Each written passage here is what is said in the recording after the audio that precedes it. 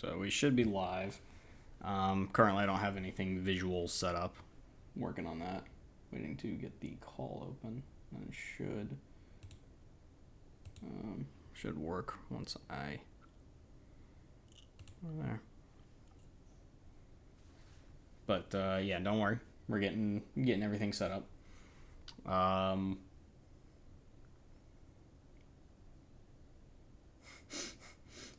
I just looked back over. Like, I decided to set up the whole, like, as many that I could fit in, just for the giggles. But probably a little concerning. Just waiting for Moo to drag me in to the call. I guess I will just get everything set up. Working on that. My drive. No, this drive. Alright, here we go. Doop boop doop boop boop boop doop doop. Alright, so I should go ahead and just let everyone know.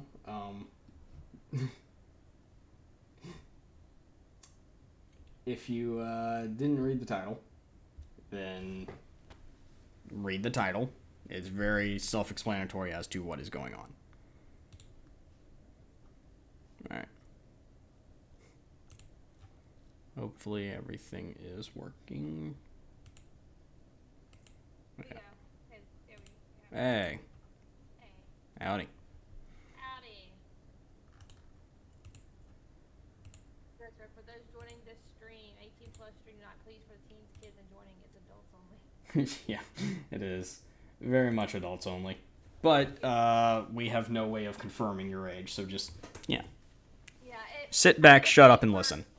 For legal reasons, it asks you if you're 18 or plus before you enter my stream tonight. Legal reasons. I probably should have set that something like that up, because I don't have the ability to set that up. Yeah, no, I don't have, let's see. I do not meet the minimum requirements to select my audience. So... What? I thought you were an affiliate. I am, but apparently I don't meet the minimum requirements. So... It's 18 plus? Wow. I feel like everyone should be able to... I feel like maybe I missed something. Let me check something. Yeah, no, I do not have the ability to adjust my audience. So I'm just going to just hope that the title does play. I put it in the title as well. I put it 18. I said read in fan fiction 18 plus. Yeah. Let me check something real quick. But otherwise, all right. So where's my thing? I'll make sure I get the document sent over to Cod so he can read when he has adults only, then what's NC Gamer doing there? I've got him in C. You're good. Okay, you already have the list. Did you hear what Riley said? I did not. If it's adults only, then what's NC Gamer doing there? That's very rude. Have you know I graduated top of my class with the Navy SEALs. How are you? We're doing good. We're about to read some fan fiction. For better or worse. The funny thing is, what I would play, whatever game you was going to play, but I'm leaving to my sister's side. Here we go. Just wait for you to get on. Now you're on, and I'm sad because I love playing with you. Oh, you'll catch me next week. And tell your sister he's a cool kid. I mean, adult. I like Records comment. But yeah, keep changing your name from 23 to back to Thoroughbred. Interesting. Yes, Duck Gravy. It's very interesting. So if you want to stick around, we got some interesting stories. Well, we're hoping.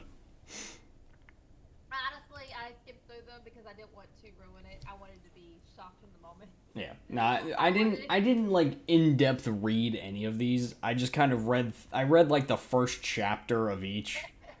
Made sure that it was one legible to some degree, and then skimmed through. The first chapter of fucking Mario and Page, and I was just like, God damn, I ain't using Pornhub tonight. Fuck. Well, I mean that one is very short, so that should be fine.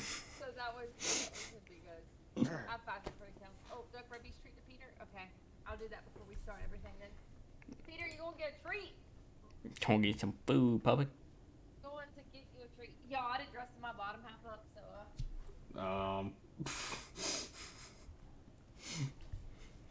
I want to have like something on, you know. Yeah, you should probably put some, I don't know, Come fucking here. pants We're on. all about it. Hey, Peter. Dang, come here. Yo. Dang, Peter loved that. I am only 5'3". I may look tall on the camera or maybe short, but I am only 5'3". I am Yeah, really she's short. a munchkin. Yeah. I'm a miss. Oh, but hold on. Let me do something real quick in Discord. There we go. Forgot I can turn on my camera.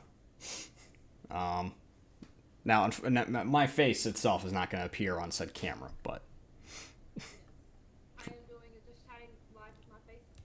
And then I have the stories in front of me, so I can just scroll down and read. there you go. It's Moopuek in her pajamas. Hey, dressing up for top half for stream, bottom half comfort. Hey, you're only an inch taller than me. Hey. Oh. Alright. Well, I'm more or less ready whenever. Yeah, I'm good, and I feel like What are we starting with? Are we going in order down the list, or what? Oh yeah, I figure why not? Just make this one easy enough. So my who's reading? well, I'll get to that. So first and foremost, my plan is to, when we start, I'll say the title, the author, make sure they're credited. I will not be linking any of these for reasons. These. You can go find them yourself if you are that interested. Yes. If you want more, have your heart's desire, man. All right.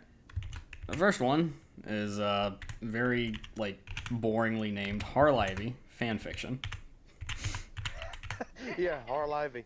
Right to the point, man. Yeah.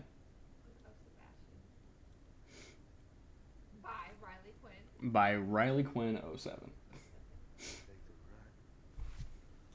And they have more stories.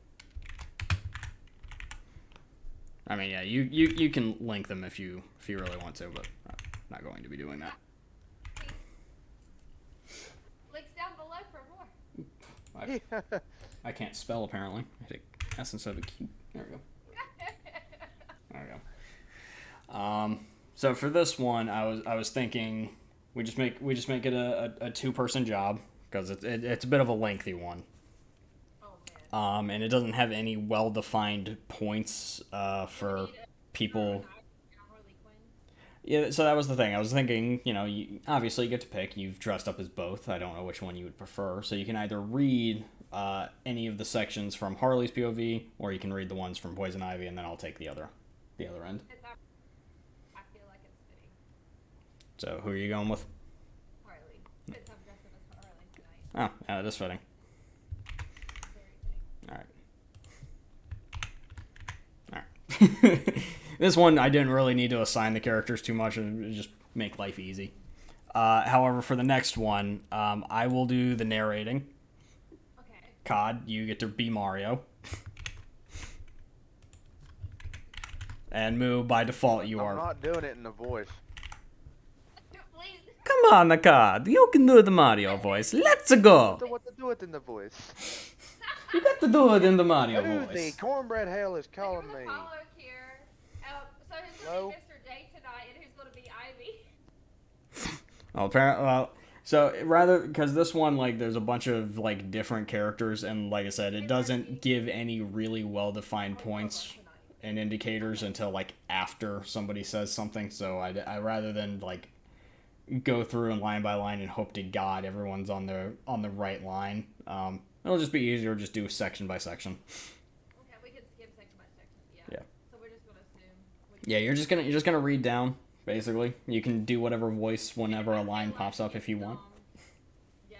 So we're just going to read. Do we have to read this extension while, or do we start at Mr. J chuckles from behind me and says, or do I just from the beginning?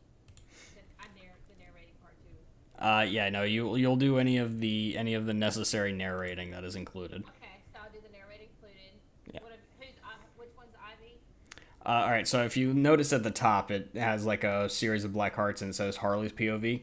So it is you are reading that whole first half, and then when it says Poison Ivy's POV, I will take over. Not when it says Mr. J chuckles from beside me and says Harley. I also read that part.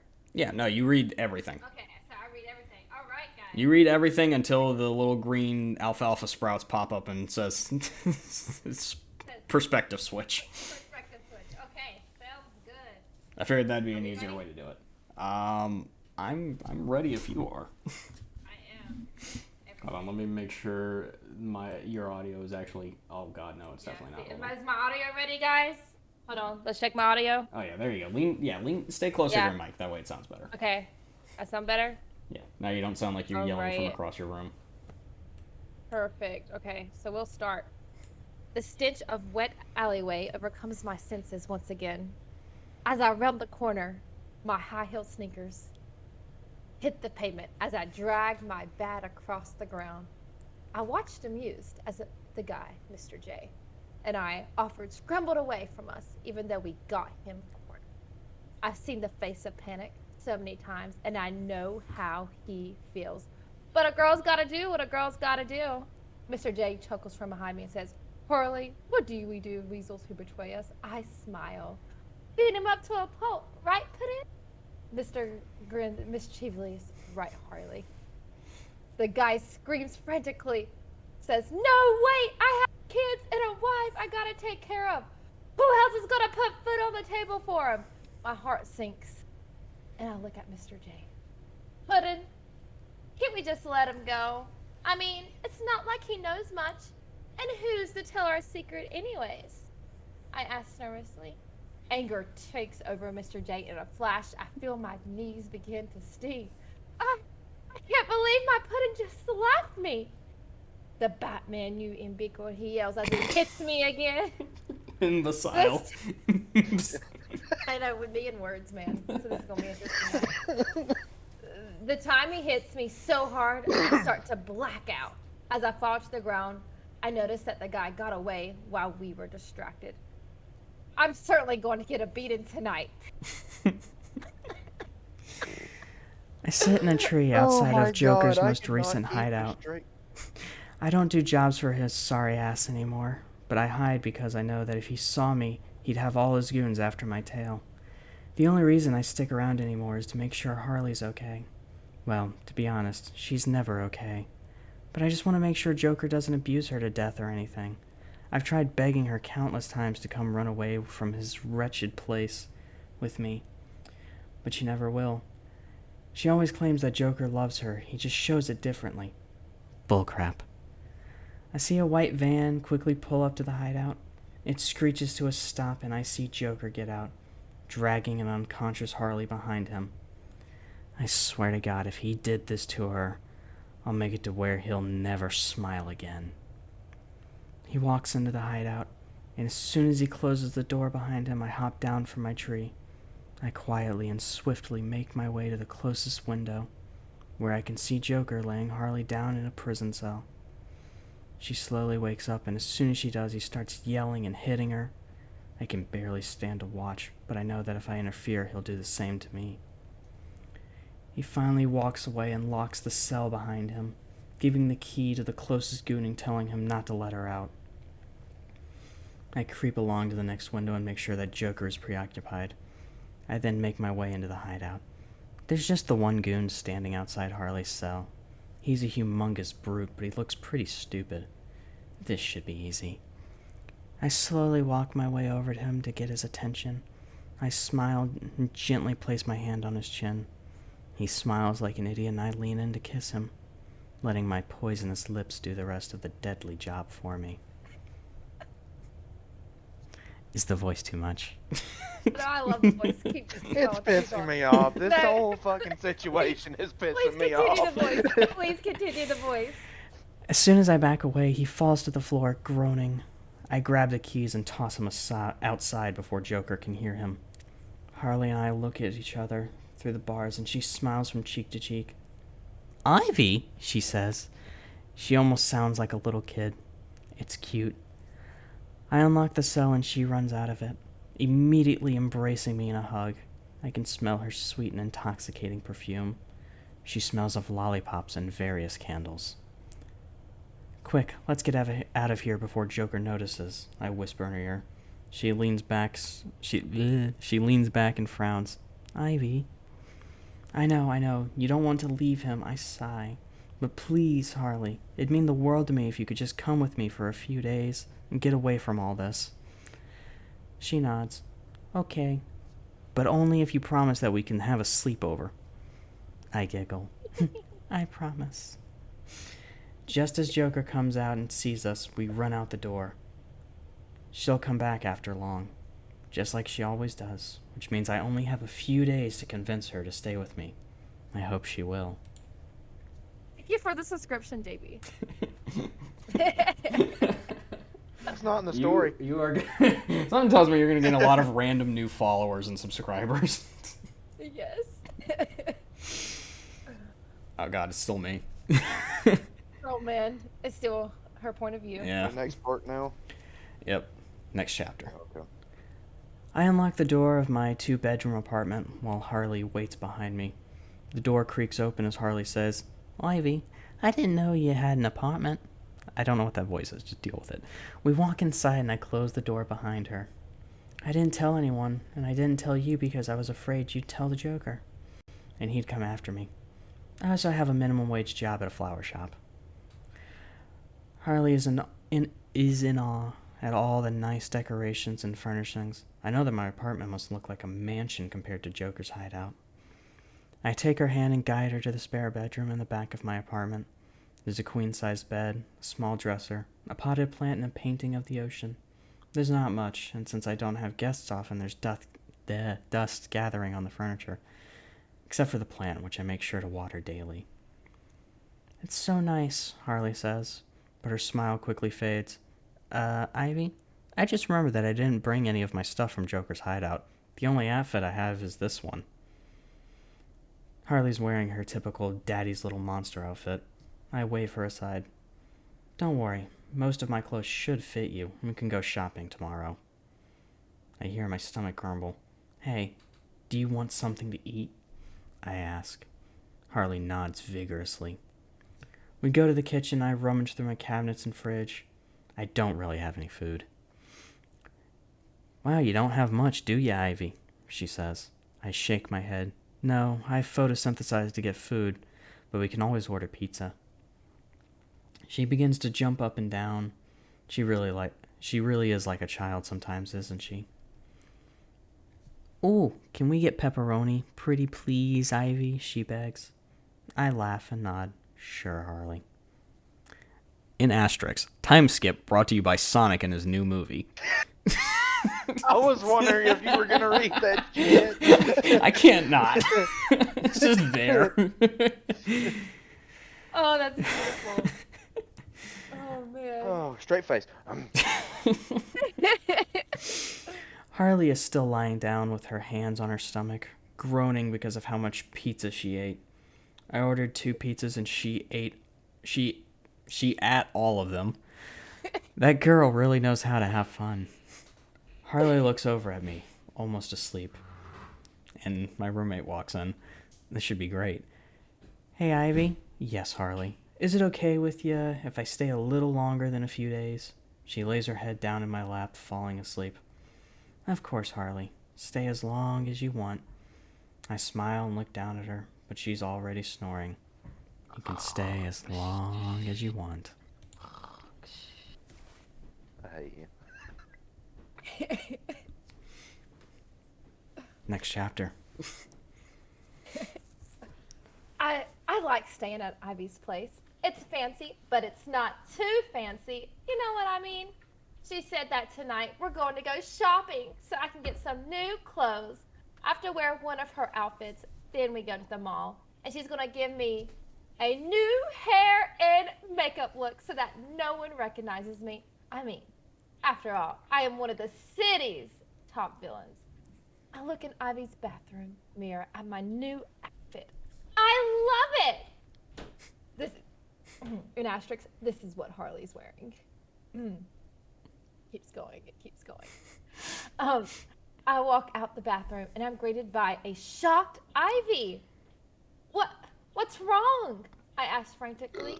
She shakes her head. Nothing. You just looked amazing. I blush.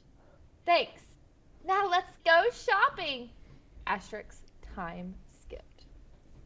There are so many stores in the mall. I've never gotten the chance to go to the mall. Every time I'm here, I'm robbing the place, so I don't exactly have the time to look around. So far, I've only got to the arcade. You know what? Let me reread that word. No, sadly, you read it right. Really? God, you know what?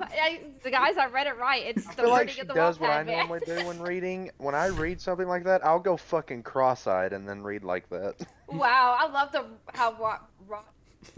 Yeah. Misspellings and all. Misspellings and all. But now, after hours of me begging her, how to say that part.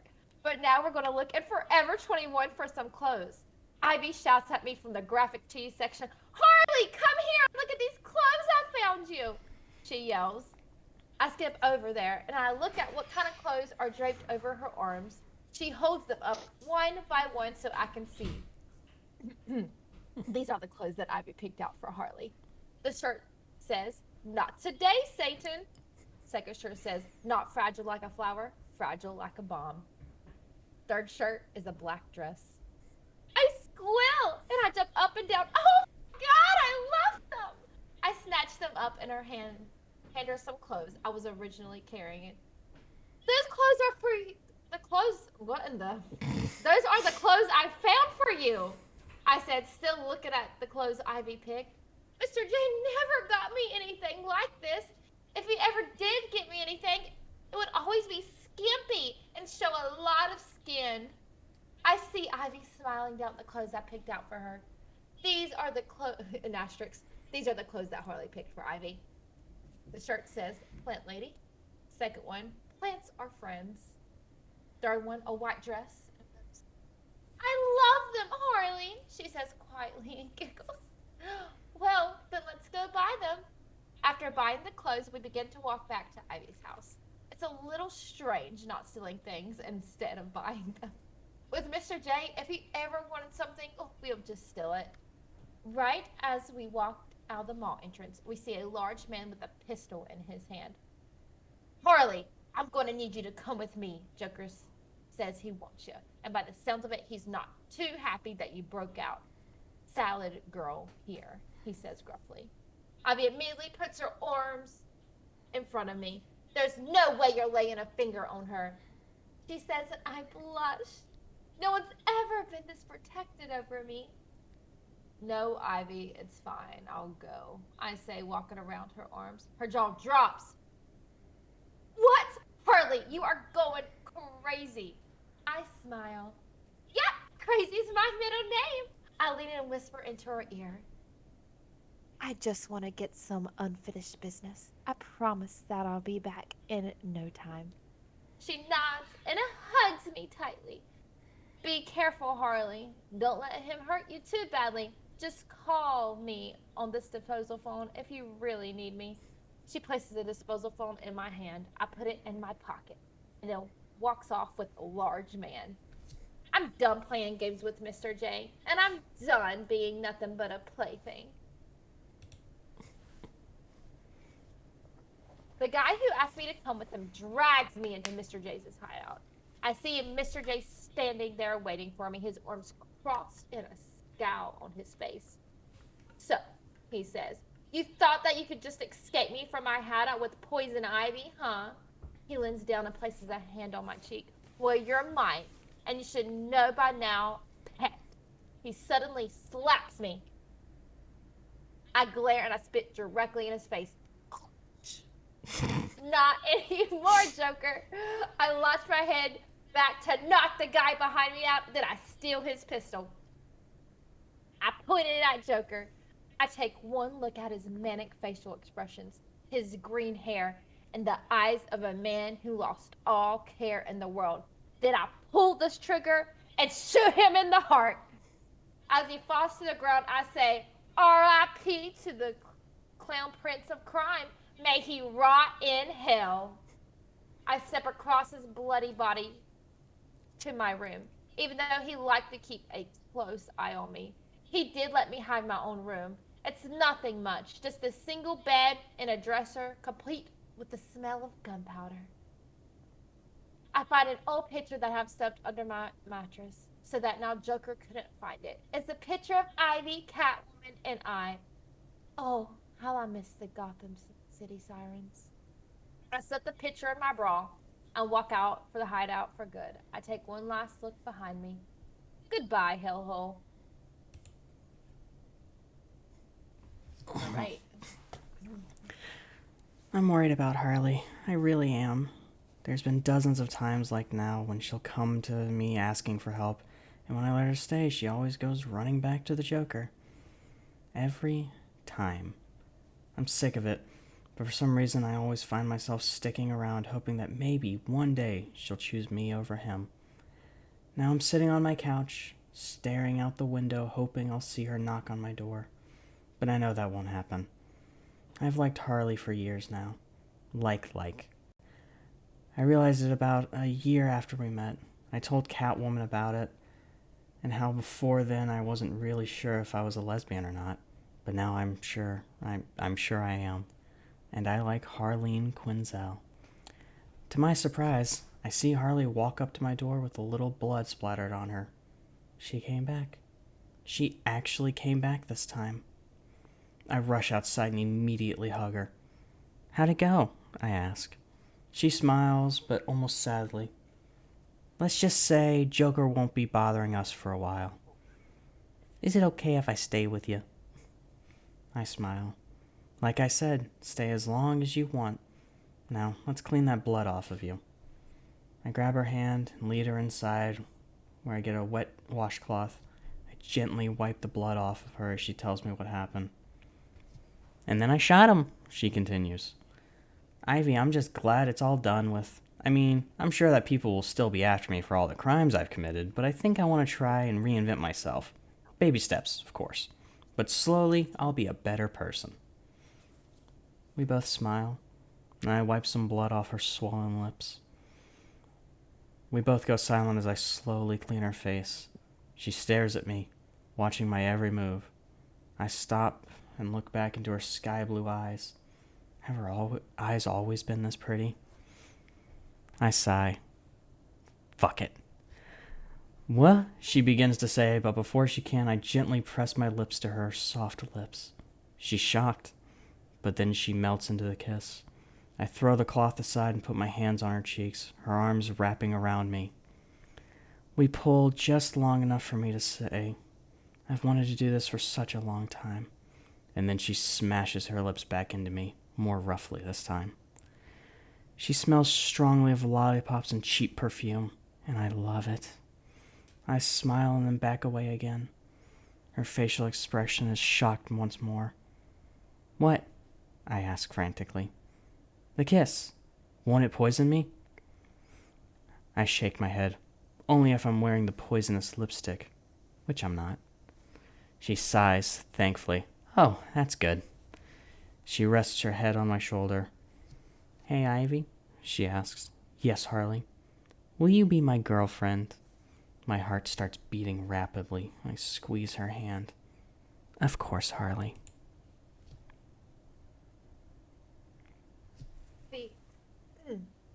God. A little choked up. I'm a little choked up here. Ivy offered to try to get me a job where she works, but I don't think tending flowers at a flower shop is really up my alley. So now I'm looking in the local paper, trying to see who's hiring. It doesn't seem like that many people are, though. There's a movie theater and an antique store and a restaurant, and it's one of the best restaurants in the city. They need a new waitress. Ivy, I found a job, I yelled. That's great, I hear a reply from the other end of the apartment. I call the number that's listed on the page. Hello, this is? How can we help you today? I hear a high-pitched squeak voice on the other side. I saw in the paper that you needed a new waitress and I'm applied. The voice pauses. Okay, please come in tomorrow between 1 and 2 p.m. I said thanks and goodbye and I hang up the phone. I need to land this job. An asterisk. Time skip brought to you, but I think he says bye, but he says but. To said violin, one of my favorite YouTube channels. I left the apartment today and in a good mood since Ivy gave me a pep talk. I pushed my way into the restaurant. Everyone in the room immediately stops and stares at me. Oh no! Oh no! Oh no! God, I put on disguise before I left! They probably recognize me! A girl who looks like a manager reaches for a phone and I hear 4 clicks. I hear sirens from a distance, and before I turn around to see the cops pulling around the corner and a black hand wraps around me, don't move. A voice says, oh, I know that voice. Man, I swear I wasn't trying to do anything. I was just applying for a job, I plead. How do I know you're not working for the Joker? I killed him just a few days ago. I swear, you can go to this address and you'll see all his plans and his dead body. Wow, they're wording, man. I tell him the way the Joker's hideout. He sends 2 cop cars to check the address and then turns around to look at the commission Gordon. I'll take her to the station, Gordon, to see what she knows. He looks back down at me. You better be telling the truth, Harley, or things won't look too good for you. What do you mean? I ask. They'll most likely give you the electric chair. If only Ivy were here with me. I mean, she did just blatantly confess to murder. With pride. With pride, yes. And Batman just completely ignores that, like, whatever. Kill Joker, yeah, sure. That's fine. Harley hasn't come back yet. She was supposed to be back an hour and a half ago. It may seem a little ridiculous, but I need to find her. No matter what it takes, I can't afford to lose her again. I call her cell. No answer again. I quickly put on my poisonous lipstick, grab my things, and head to the restaurant she was supposed to be at. Bats took me to the interrogation room. He's been trying to get me to confess to a bunch of crimes that I didn't commit. Bats, how many times do I have to tell you that the Joker did all those crimes and not me? I killed him days ago and I'm done with the crime business now. That's why I was at the restaurant. I was trying to get a job. His mask covers his face well, but I can tell he's thinking hard about what I've been saying. All right, Harley, I believe you. But why would you kill the Joker? You've been on his side for years. Why now? Out of all these times, he asks. Sigh, and I, at my cuffed hands. I fell in love, Bats. Not the kind I felt with the Joker. This is real love. I don't expect you to understand that, but I love really change a person. Whether it's for better or for worse. He nods. I can understand that, but he interrupts by someone kicking down the door. I jump to my feet, my hands still cuffed to the table. Ivy! I exclaimed. She smiles and runs toward me, but it's caught by Bats. He sits her down beside me and cuffs her too. Not so fast, Ivy. I like to talk to you as well. I'm sorry, Batman. But she just blew through everyone before we could get her, Gordon exclaims, but Bats brushes it aside. It's not the problem, Gordon. Now we have 2 of Gotham's top villains in our custody. Gordon leaves and Bats returns his attention to us. He takes a seat and crosses his arms. Ivy, what role did you play in this whole situation? Bat asks. Ivy explains her on all this time, and he just broods silently. I want to make you both the deal. Since you both still have dozens of major crimes on your hands, what if instead of being put in an electric chair or back in asylum, I trained you both and made you my sidekicks? Your work, your crimes off by doing good. I laugh immediately. I look at Ivy, expecting her to be laughing too, but she actually looks like she's taking this seriously. I'll do it, she says. I grape at her and she places a hand on mine. Harley, you said it yourself that you wanted to be a better person. I think this is a great way to do it. Nod and say, if he's doing it, then I'll do it. I swear, I can see him smile beneath his mask. Now the question is, how will I train you without revealing my identity? You're Bruce Wayne, right? I asked. He practically chokes. Maybe. How do you know? I smirk. Joker has been trying to figure it out for years. I figured it out before he could. But I guess some part of me just didn't want to say anything. So can we please train at your manor? I bet it's so huge. He rolls his eyes. Fine, you can train at my manor. Arrive every Monday, Wednesday, and Friday by 7 a.m. and do not speak a word about this to anyone. He takes our handcuffs off. Well, this should be interesting. I'm sorry, I grape at her broke me.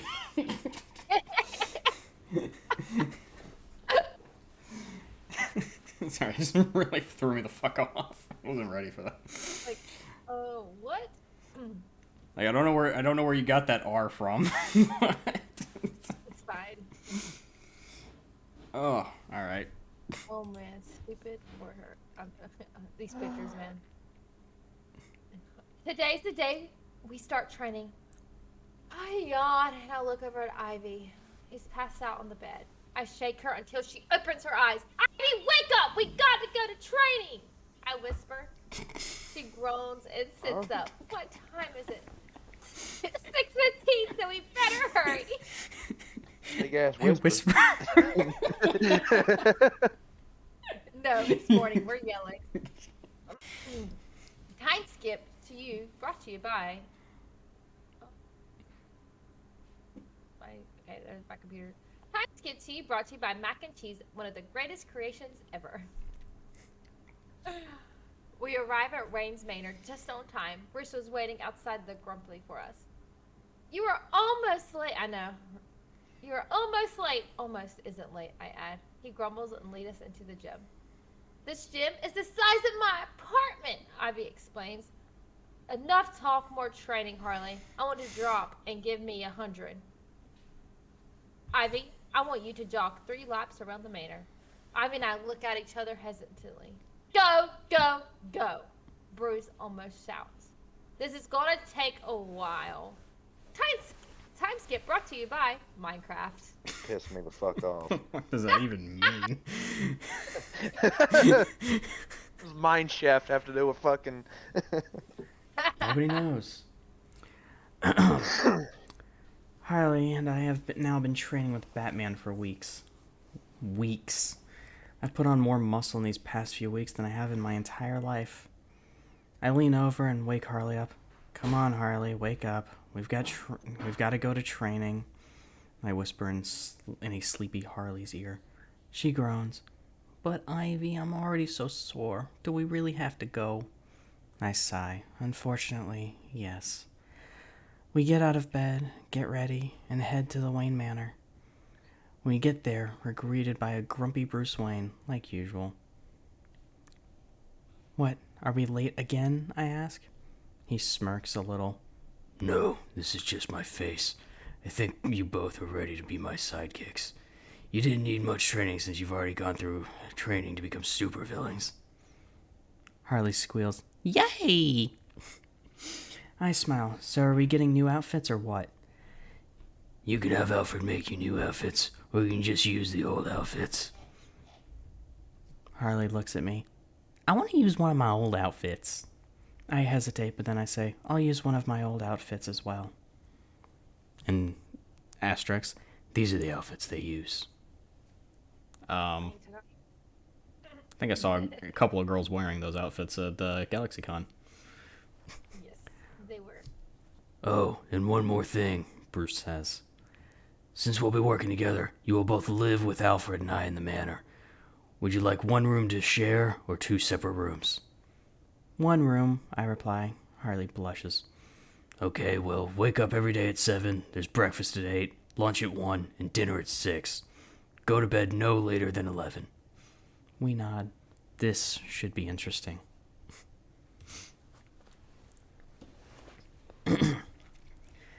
Fortunately, we had Alfred to help us move our stuff into the manor.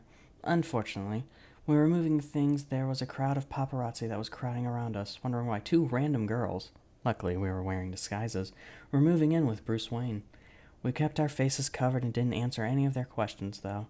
After we finally finished moving all of our things into the manor, We got to see our new room, and boy, was that room the fanciest and most comfortable looking thing I've ever seen. This room makes my apartment look like a tiny shed. In asterisks, this is the room. Looks like a New York apartment suite kind of thing. It's very nice. Afford that. I think Harley really likes it, considering she's been jumping on the bed for the last 20 minutes. Sometimes it feels like I'm dating a 7-year-old, and other times it feels like I'm dating a murderer. It's a fun relationship. I love Harley. We've been going through a lot of big changes lately, but I'm glad that we're going through it together. We also both influence each other a lot. When I'm around her, I'm more easygoing, and when she's around me, she's a little more behaved. Alfred appears at our doorway. I've moved all your stuff into your room. I hope you like it. Also, please take no offense to Master Bruce's constant grumbling and eye rolls. He's like that to just about everyone. It's fine, Alfred, I say. Oh, and it's currently 5:30, so dinner shall be served in approximately 30 minutes. I thank him and he leaves.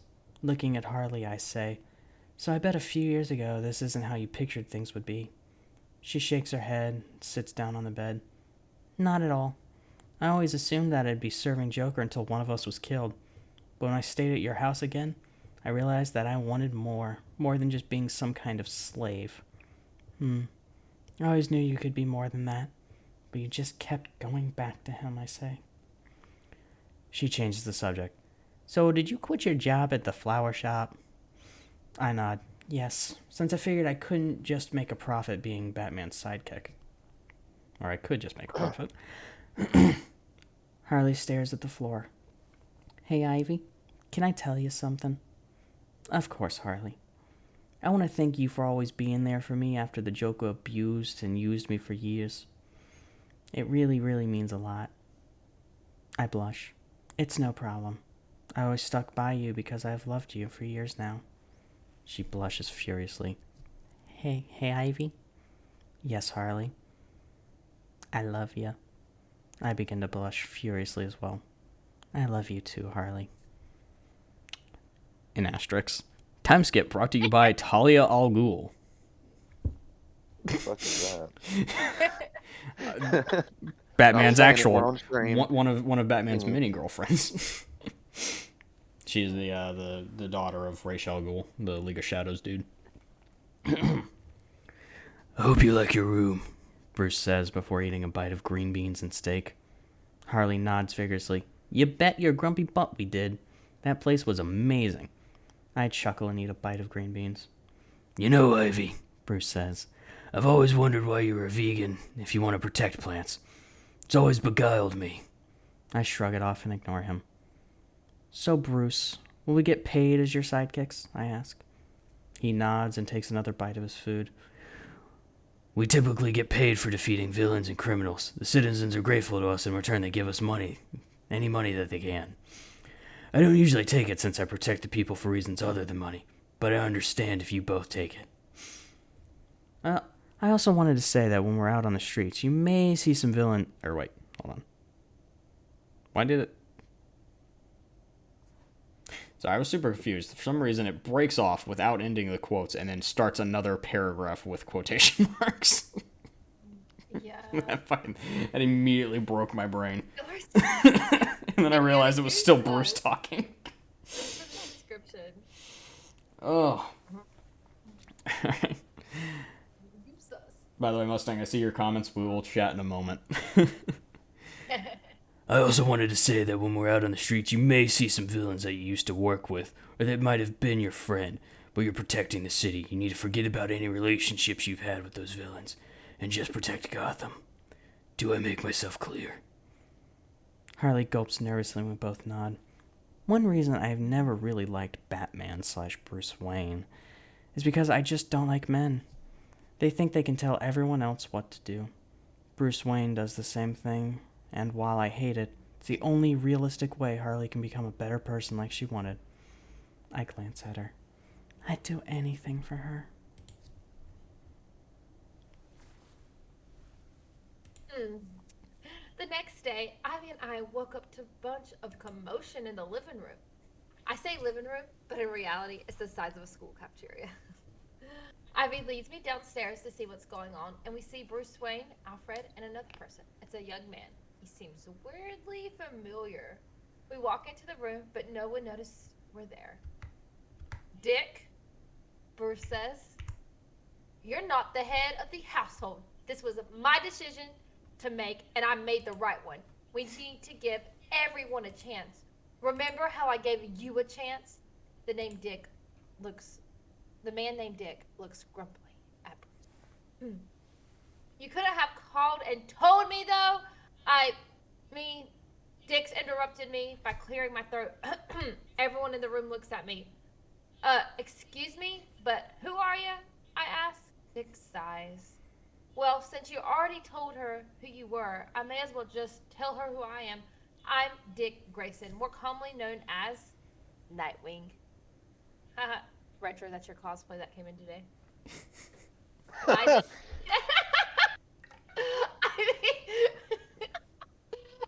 Ivy and I gasp.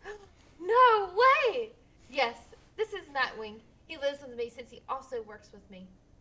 He just got back from a trip with his friends, and he's a little upset right now because I decided to give you a second chance, which was the right thing to do.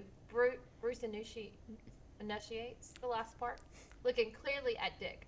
Look, whatever, just don't get in my way, please.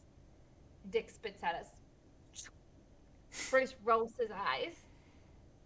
Alfred looks at us apologetically. I must apologize for past Dick's inappropriate behavior. He has family issues. If you'll excuse me, I must go prepare today's breakfast. He leaves the room. Bruce sighs. I just thought he would understand. Well, let's just hope he warms up to you. He better, or I'm going to start asking Alfred to wake him up with those balls I ordered last month. Laugh. And Ivy stifles a giggle. Alfred suddenly rushes into the room. Master Bruce! There's a robbery being reported downtown. I'll send all the information to your Batmobile. Bruce nods and yells for Dick. We all change into our hero costumes.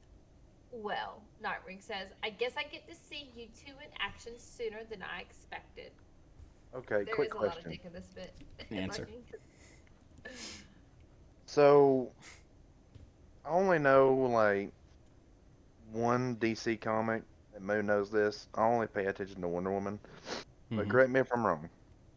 Nightwing was Robin at first, correct? Yes. Okay, thank you.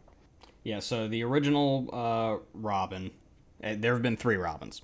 I saw the name Dick, and I remember seeing the Lego Batman movie, and then...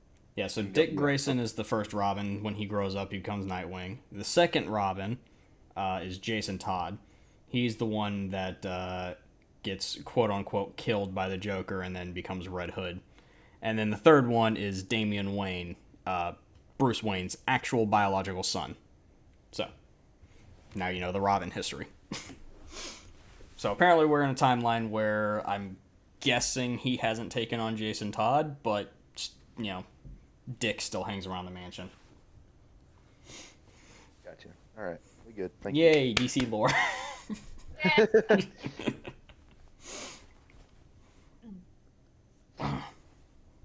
Asterisks. I'm not sure why Wattpad changed my font, but until I can figure out how to change it back, it's going to be like that.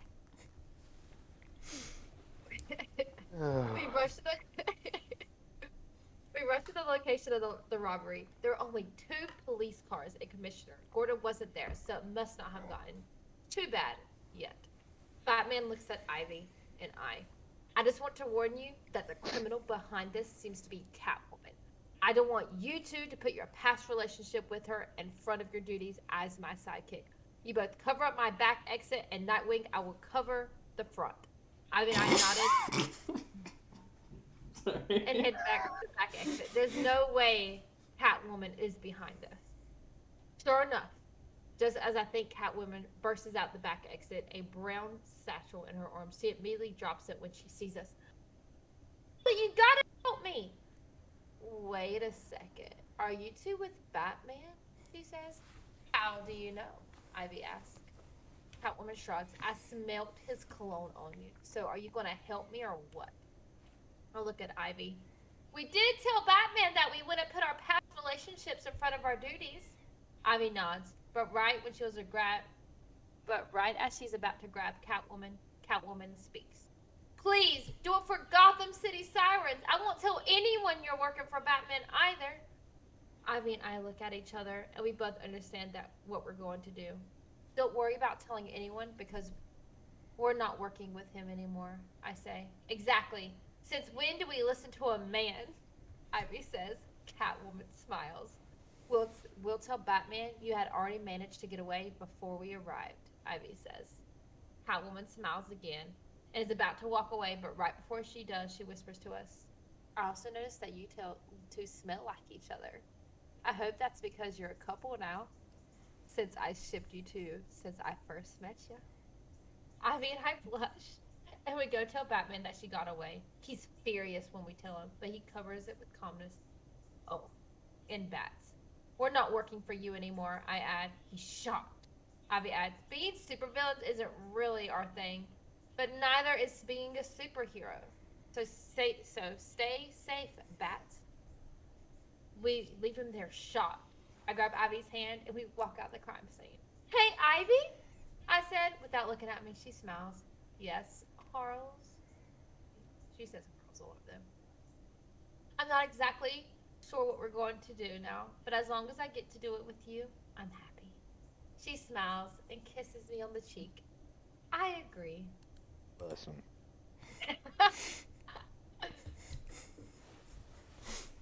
By the way, we don't work for you anymore. Just walks the fuck By the way. Yeah, Batman's just cool with him just walking the fuck off. I mean, what the fuck, man? He's just stunned silent, just like, What the fuck just happened?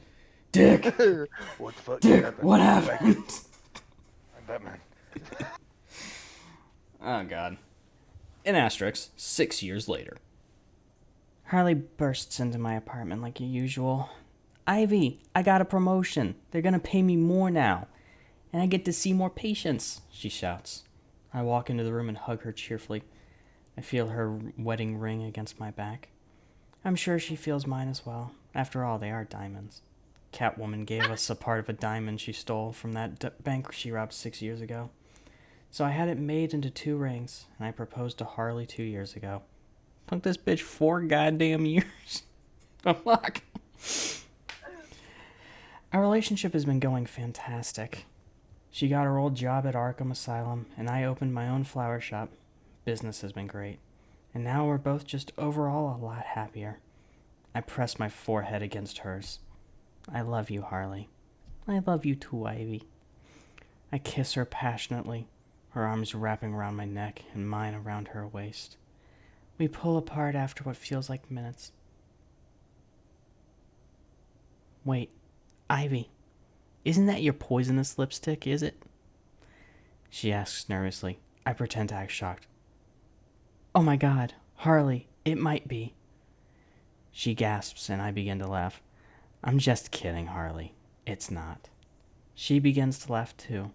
Don't do that. I've had enough jokes in my lifetime. I chuckle. I know. But you gotta admit, it was funny, huh? Yeah, it was. What if it like... She get it was the lipstick. That would be way funnier. I would have been way funnier for it. By the way, this is gonna sound really weird, but I'm about to answer a question from just someone in your chat, Riley. The issue with taking 4 years: if you've got Harley Quinn in your bedroom for 4 years and it takes you that long to marry the bitch, come on. I just got a text from Riley. What's wrong with taking 4 years to propose? Like a text message or... Like an actual text message. Yeah. I love it. What's wrong? Hey, they're watching this too. This is great. Oh, yeah. The end, though. That was it. So that's why I chose to start with that one. It wasn't too much. Yeah, it's not raunchy at all. It's just the right amount of. It's a little cute. It's a right amount of romance. No very graphic details. Now we're gonna turn things up a notch. Things are getting just a little notch. But real quick, if you want to read chat and. Oh, it gets 18 plus. In chat, because I missed quite a bit. Wait, we're starting out mild, and then. Yeah. You gotta start. You gotta ease it and escalate. You know, you can't just go full hog. How when it gets down to the Wonder Woman one, it goes characterless. Just gonna let Moo read this one for Cod. Fuck. Who knew? Which one of you cornbread fucksticks did this? What do you think? We'll get there. Mario and Peach, I'm about to get fucked. Yeah. Like I said, my 12-year-old self can't wait. Lurking Dolls rated G. But yeah, no. So as far as I know, so do we have that was the characters in this one? The breakdown Mario, of Robin. Peach, and you're the narrator. Yeah. Sorry, it's muted. Yeah. So the characters. You're the narrator. I'm Peach, and Cod's Mario. Yeah. Dear fucking God. It should be like easy to kind of figure out which one is or where everything is, but we'll see. Yeah, I think so. And the other story, I was kind of guessing too. Yeah. So. You know, after you get into it a bit, you kind of like get the flow. But the problem is, since none of them were like line by line and got like that one moment with Batman, yes. where there was a line break. Quotation never ended, but quotation new started on the second line, and it was like, that broke my head for a moment. So that's why I didn't bother with that. Yes. So here, basically, they said they can barely hear you. If you could come up to your mic, do some test runs. I mean, you can raise his volume in Discord a little bit if that helps. Let's see. Hopefully you guys are enjoying this, though. Okay. I'm about to say my mic volume's all the way up. Okay. Can y'all hear him now? I turned his volume on my end. All right, let me. I know. Better. Okay, it's better. All right. So the second one is called Mario and Peach's Sweetest Moment. Aww. Author, Preacher Man 1888. Preacher Man.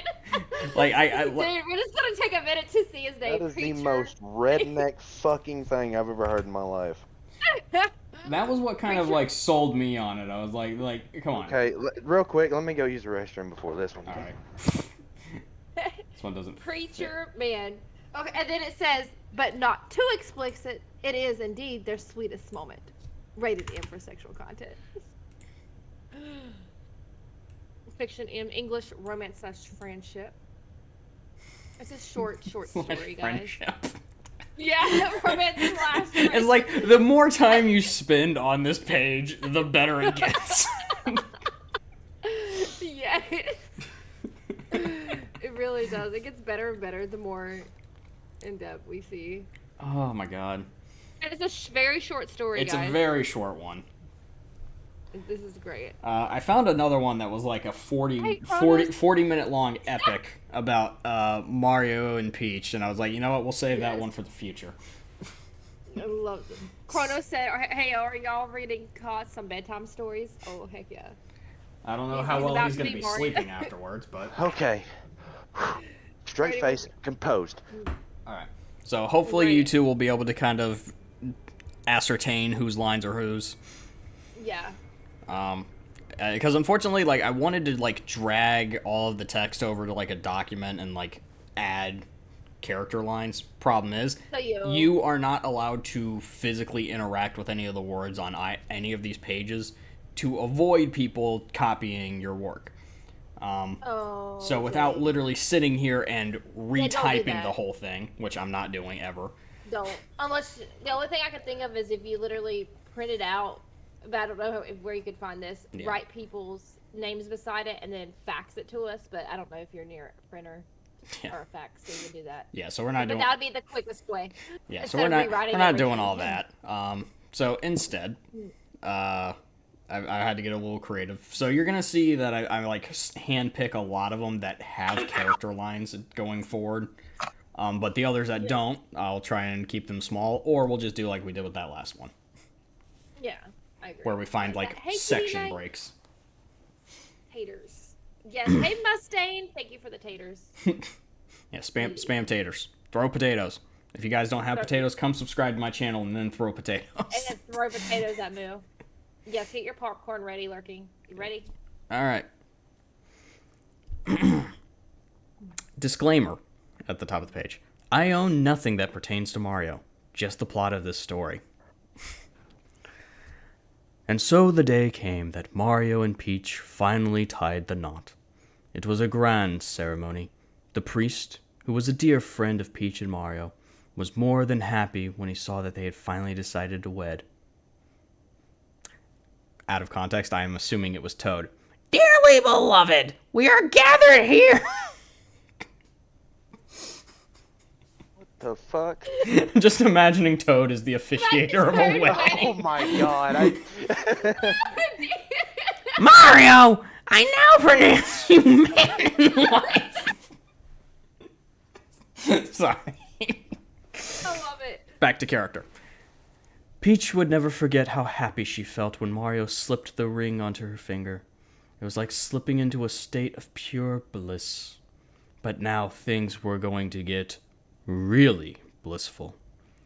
There she sat in her pure white wedding dress. She knew that she could never be happier than at this moment. Finally, after all these years of waiting, she was going to give her entire being to the man she loved oh so much. She had saved herself just for him. Ooh. She was definitely ready. But, to tell the truth, she had no idea what she was doing. She reached behind her and tugged at the zipper until it began to descend. The material was rather heavy, so as she unzipped her dress, it began to fall off her shoulders.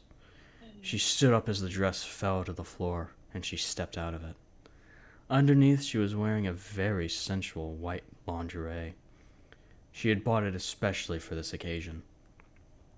Mario walked into the bedroom soon after. When he caught sight of Peach, his jaw dropped. He had always known that she was attractive, but he never expected a perfect figure.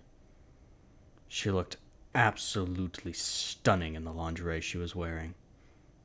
Had she always worn such exciting underwear? Mario was snapped from his thoughts as his sweetheart spoke.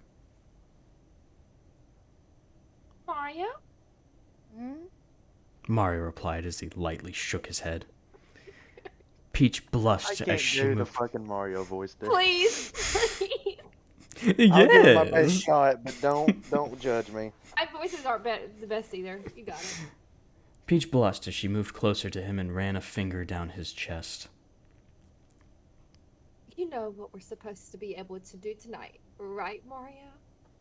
She said as she smiled devilishly. Mario gulped as he blushed. He knew full well what she meant. He had been saying to himself just for her. He had known since the day he had met her that she was the one for him. But now that it came down to it, he was so nervous that he was sweating bullets. He nodded slowly. Peach slowly slid his white coat off and led him to the bed. They sat down next to each other, not sure of what to do next. Peach? Mario asked shyly. Yes. Peach replied sweetly. What Wait, do what? we do now? Oh. What do we do now? Yes. Mario said as he looked at her. Peach thought for a second. I think we need to take off our clothes. The rest should just kind of happen. She said as she took off his tie. Mario nodded as he slowly unbuttoned his shirt. Peach watched as he removed it, took off his shoes, took off his socks, then slid out of his overalls. There he stood, in nothing but his Hanes comfort strap underwear. Judging my underwear? Comfort strap underwear. Hashtag not spawn. To answer your question, Mustang, yes, she looks exactly like she did in Odyssey. Wondering what Peach must be thinking of him. Peach was thinking, all right. Thinking how absolutely handsome Mario was. He was indeed fit, although a little chubby. He definitely needed to rethink his wardrobe because those overalls absolutely did not flatter his good looks. As she looked him over, her eyes caught sight of a very noticeable bulge coming from his underwear. She knew full well what it was, but she never thought that they would be that big. Mario then sat back down and looked Peach dead in the eye. He was definitely ready to do something.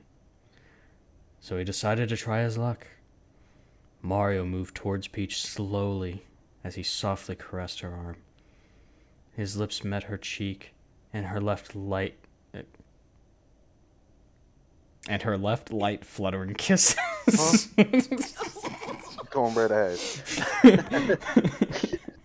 Wherever his lips made contact, Peach must have liked it because she was turning redder by the second. Peach liked what he was doing. All right. His kisses were like those an angel would give. They were so soft and loving, and his moustache tickled ever so slightly. She pulled away and looked him in the eye, smiling widely as she moved in and kissed him affectionately on the lips. Mario responded, post-haste, by deepening the kiss and making it very passionate. Their tongues began to caress the others. Peach moaned softly as she wrapped her arms around his neck. Mario began to tenderly run his hands up and down Peach's torso. He blushed as he ran his hands over her bottom, and then let them come to a stop upon her breasts. Oh, God. Peach whimpered blissfully as he gently squeezed them. She pulled away and looked down at his hands, then back up at him. Mario? You can take it off if you want to. Peach said as she blushed and smiled a small smile. Mario looked down at her breasts. They looked absolutely wonderful already. He could barely imagine how nice they would look without the bra. How do I get it off? He asked nervously. Peach giggled a little and whispered seductively into his ear. Like this. At that, I've been laughing this entire fucking time. I can hear the occasional in the background. At that, she reached behind her and unhooked the undergarment, and it immediately slid off of her. Mario was caught off his guard by this and nearly lost it when he saw her bare chest. He looked down at the discarded bra and saw the tag on the inside. D-cup. He just got to pause and look Wow. at the tag. And then Mommy's like, let me look at the tag. So you're back, I said the wow. Okay. Mario said as he looked back at Peach's breasts. Peach blushed and bit her bottom lip. She loved Mario with all of her heart, and she wanted so badly to give herself to him, and for him to give himself to her. For love, as one would readily assume, demands giving much and taking little, from both parties, of course. Mario, please touch me. Touch them. I really want you to. Peach said as she closed her eyes. Mario looked at her. He had no earthly idea how a guy like him could fit with a girl like her. How could she love a lowly plumber? But that didn't matter right now. The fact was, she loved him. So much, in fact, that she wanted to spend the rest of her life with him. He gladly complied to her wishes and gently, very gently, took her breasts, one cupped in each hand, and softly caressed them. Gotta scroll up. Peach felt shivers go down her spine as Mario touched her tender flesh. She bit her lip and moaned softly as he gently squeezed them. Mario got a little more daring as he leaned forward and licked her perk nipples. She took... I'm sorry, perk nipples. He's either missing a Y or an ED. Pick one. Sorry, Preacher Man 1888 if you're in the chat. She took a sharp breath in You're right. and whispered his name.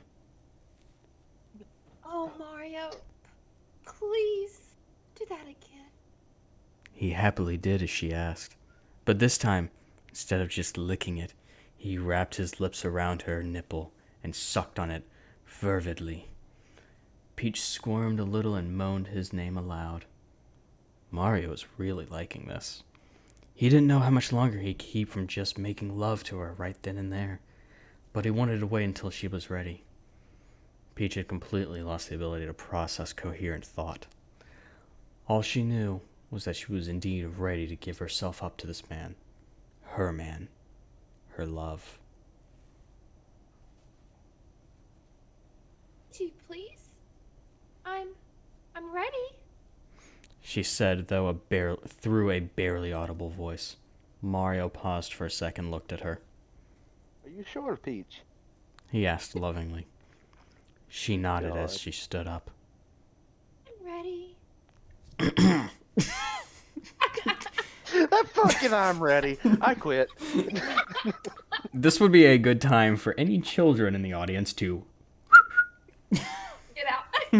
You're under the... Okay, I'm gonna be nice here. I'm gonna be nice here. If you are under the age of 16, except Major, or at 360 murder, because hell, they play with me. That's about the same damn thing.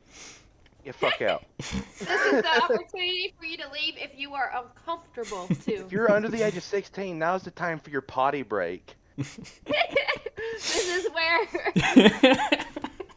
things get This is where me and Peach finna start fucking, so I suggest you get out. As Mario would say, let's go. At that, she reached for her panties and slowly pulled them down. She let them go just past her knees, and they fell to the floor at her feet. And there she stood, completely naked, waiting for Mario to make the next move. Mario was completely stunned. He never, ever thought that this moment would come.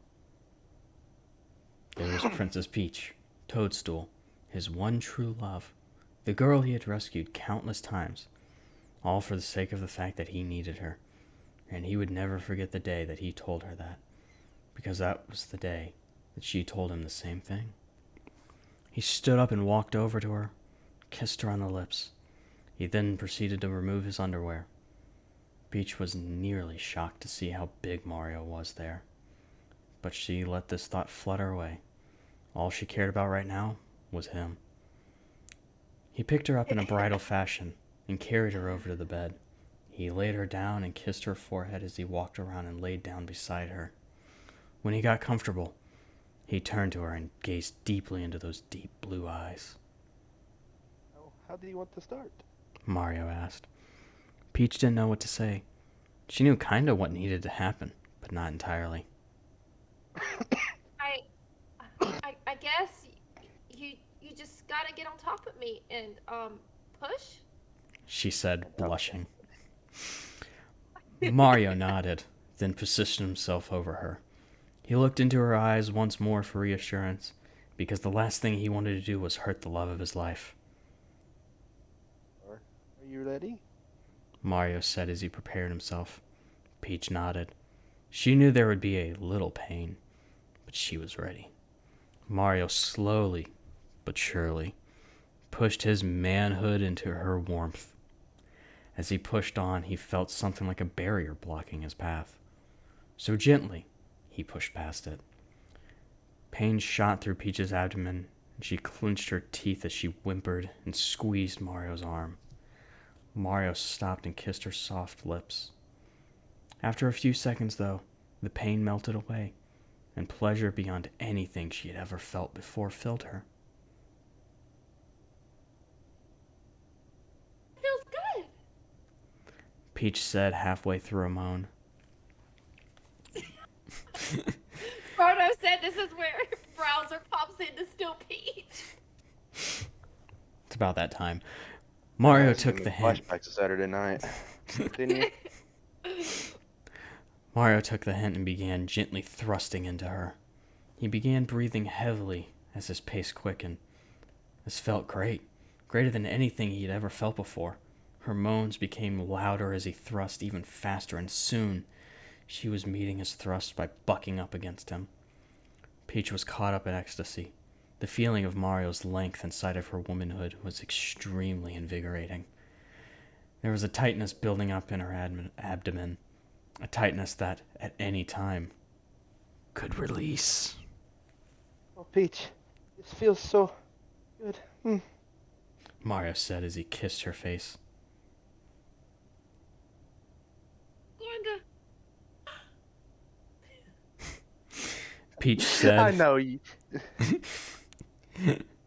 The worst part is, like, the first half of everything Moo has been saying keeps cutting out on my end. So she just picks up in the middle of, I'm going to... Peach said as she felt the tightness building. Mario felt the tightness as well, and within a few more thrusts and a good few more moans, they both reached their climax. Together. Mario fell at Peach's slide. Yeah, guys, this is fiction. And then rolled over onto his Fiction. back. Don't get any bright ideas. Together doesn't happen. Nowadays, that's the damn truth. Where was I? Well, let's just fuck buddies nowadays. Continue. Breathing and wheezing heavily. Peach was also trying to catch her breath. It was undoubtedly and unquestionably the greatest moment of their lives.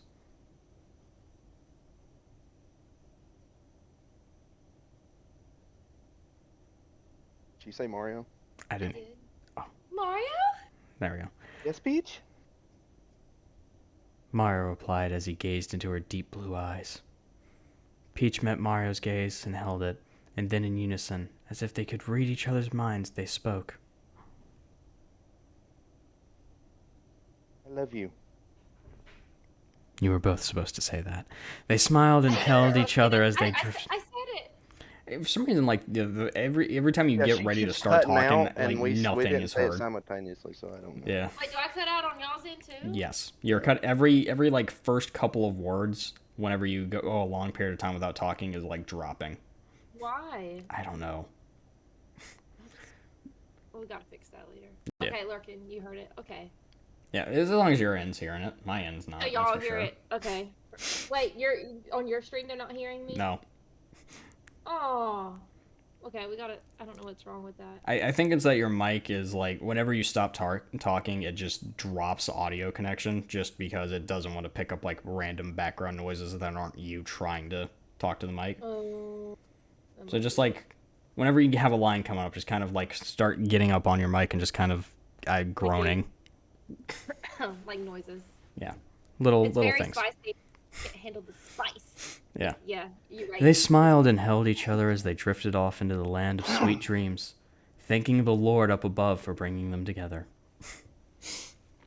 And Knight, to answer the question about why do you got to do Mario like that?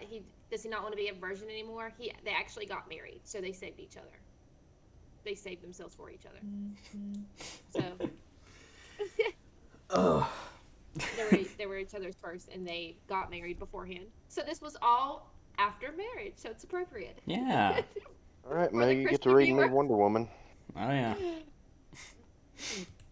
There's no other characters besides Wonder Woman? No, there's plenty of characters. It was just it's a fucking mess. So it's just gonna be better to Oh, and it just has my girl at the top. let you have this one. Is it short? It's 6 parts. It Like is 6 6 pages? parts, but it goes by very fast. The whole read time is about 5 minutes, but it'll probably take like 10. Okay, I just went through it. It looked like about long as Mario's, Yeah. maybe? Probably shorter. Okay. Just shorter. give me a moment to set up. Okay. Oh, welcome back, Mustang. Hopefully you didn't miss the. Yeah, Climax. maybe your end will actually be able to pick up my voice. Oh yeah, it's like it's not that you like weren't audible at all. It was just like every time you went to start a line, the first set, like 3 seconds of whatever you were reading was just gone. And then, like, then when it would just pick up and you would be, like, halfway through the line. Oh. Okay, so I'm just gonna have to start making noises in the background. Right before my turn. Yeah, just a little bit. Alright. So, next up on deck, Wonder Woman X Reader.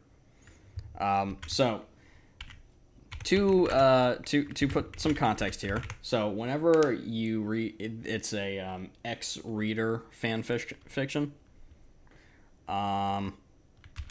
Basically, you're supposed to put yourself in the role of the character that Wonder Woman is fucking. But in this case, we're just gonna have Moo substitute Cod in for everything. So wherever you see something like YN or I forget if there are a few others. What is it? HC is hair color. CS is for some reason eye color. So wherever you see those weird little notes, just replace them with Cod's description. So he had a blank in it. So H means what? So if it's HC, that's hair color, and then for some reason, he had brown hair with. I think CS is actually skin color. He had brown hair and was Caucasian. Peach colored skin, I guess you'd call it. Okay, he had brown hair and had peach colored skin. Whitish, whatever you want to call him. And then YN is your name, but in this case, it's Cod. Okay, perfect. And this is Wonder Woman. Yep. So guys, so it's Wonder Woman's point of view, ain't it? Okay. Something like that.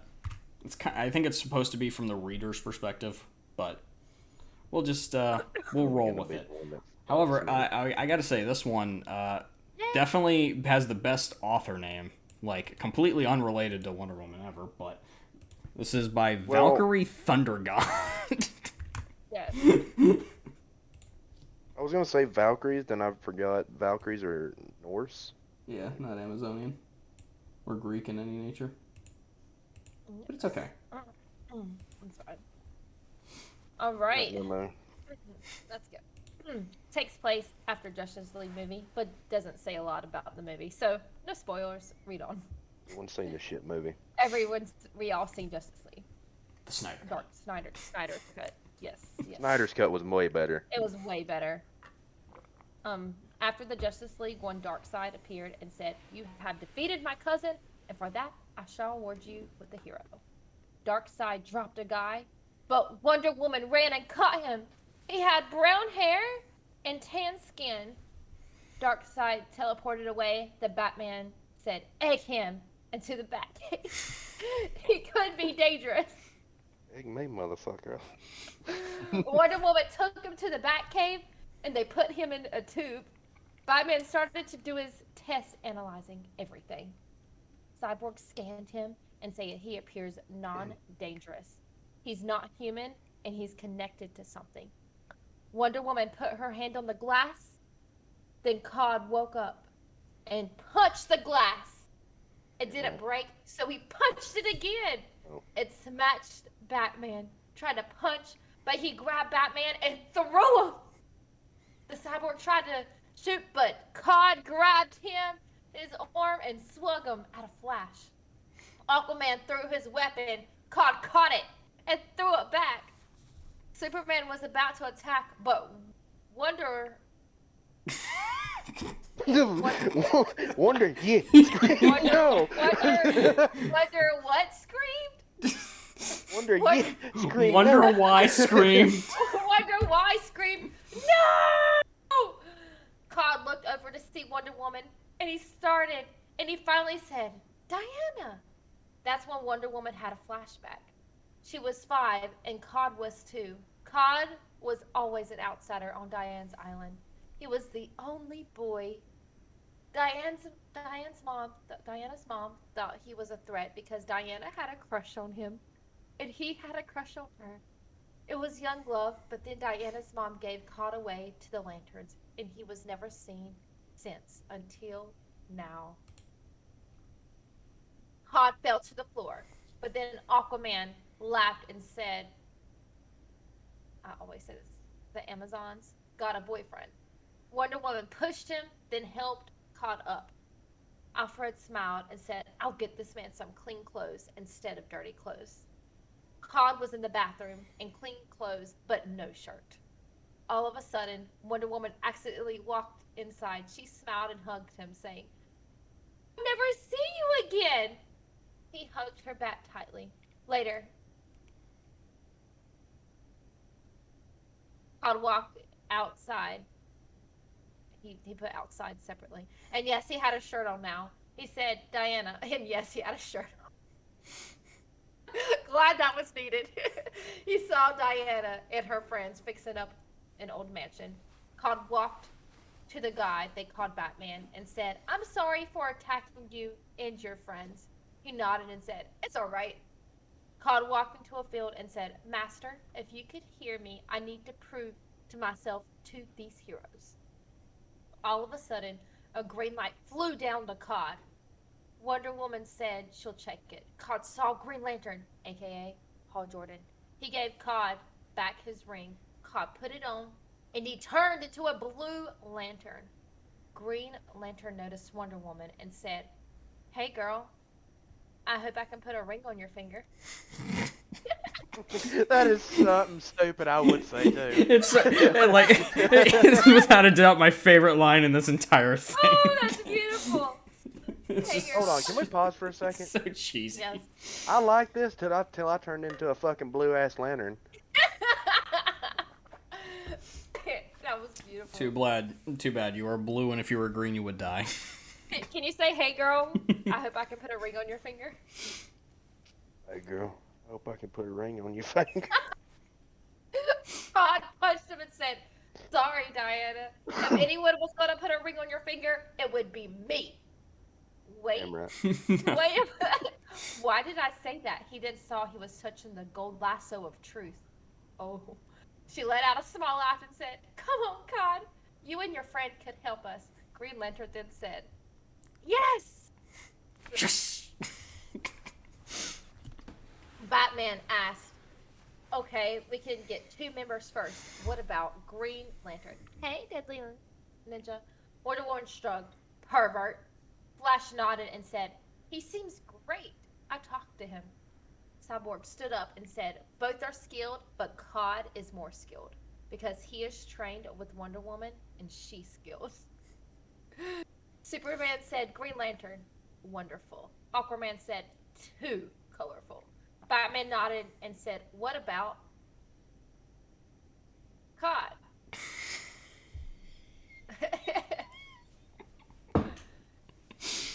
Wonder Woman said, he's almost more skilled than me. Flash shrugged. It's Wattpad. That's why. It's supposed to be cringy. Batman nodded and then let and them poorly both in written. and said, and poorly written, yes, and said, Cod, you made the team, and Hall, you did too, but barely. Cod cheered and said, yes, I'm going to work with Diana. He looked down to see what he was touching, the lasso, and said, can you stop doing that? I'm going to say it the way it is. Diane. Diane. Diane let out a laugh and said, fine. It's not. I just put the tag there. Cod and Wonder Woman had to go undercover, so they were both in a restaurant pretending to be on a date because some of the skins are whispering. Cod smiled and said, the good thing about this is no lasso. Wonder Woman had an idea, so she said, oh, you're not happy? We are on a date? Cod then looked at her and said, no, I'm happy. I'm happy. I thought this was a mission. Diana smiled and said, it is a mission. Cod was so confused. So Diana laughed and said, of course it's a mission. Cod wiped the sweat away and laughed. The bad guy got up and pointed the gun at Cod and shot, but Diana pushed Cod out of the way but fell on him. The bad guy ran, but Cod froze. He was so close to her, so he kissed her. She was shocked, but kissed him back. Batman said, this bad guy is getting away. Wonder Woman was about to get up, but Cod said, Flash is faster than lightning. and faster than the speed of sound. Diana nodded and kissed Cod. He's the old username. Sam has been sick lately, so he wants me, Grace, to take over. Nothing is going to change. I do the same style. This is an author, like, insert, like, hey, the person who was writing this is, pissing off. So. Oh. So this is a... Yeah, you just skip to the next part. Okay. Batman was mad, and he explained, why? Your personal life is affecting your hero life. So, Cod, you're off the team. You fucking... Wonder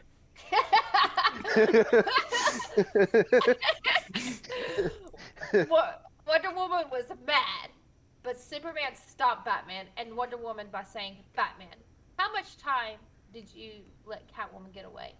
Batman stayed silent, so Superman continued, how many sons do you have? Daughters, Tim. Batman grabbed Superman by the neck. Don't bring up Tim! Superman nodded. We know what happened to Tim. Fuck's Tim. God stood up. Come on, we are the Justice League. What can happen? Wonder Woman chuckled and kissed Cod. Just then, a crime alert was signaling our heroes. They ran to it, see what was downtown. Everyone raced there to find a League of Doom. Green Lantern and Cod chased after the Sinestro. But once they reached, I knew I was not pronounced that wrong. Sinestro. But once they reached space, 1,000 of yellow lanterns appeared. Cod made his wing give him a weapon. But all of a sudden, Cod looks down to see a yellow knife in his back. Green Lantern screamed, "It's an ambush!" To be continued. Yeah, then it just fucking ends. Yeah, to be continued. Last updated March 15th, 2019. Well, fuck me. Guess I don't know if I get to fuck Wonder Woman or not.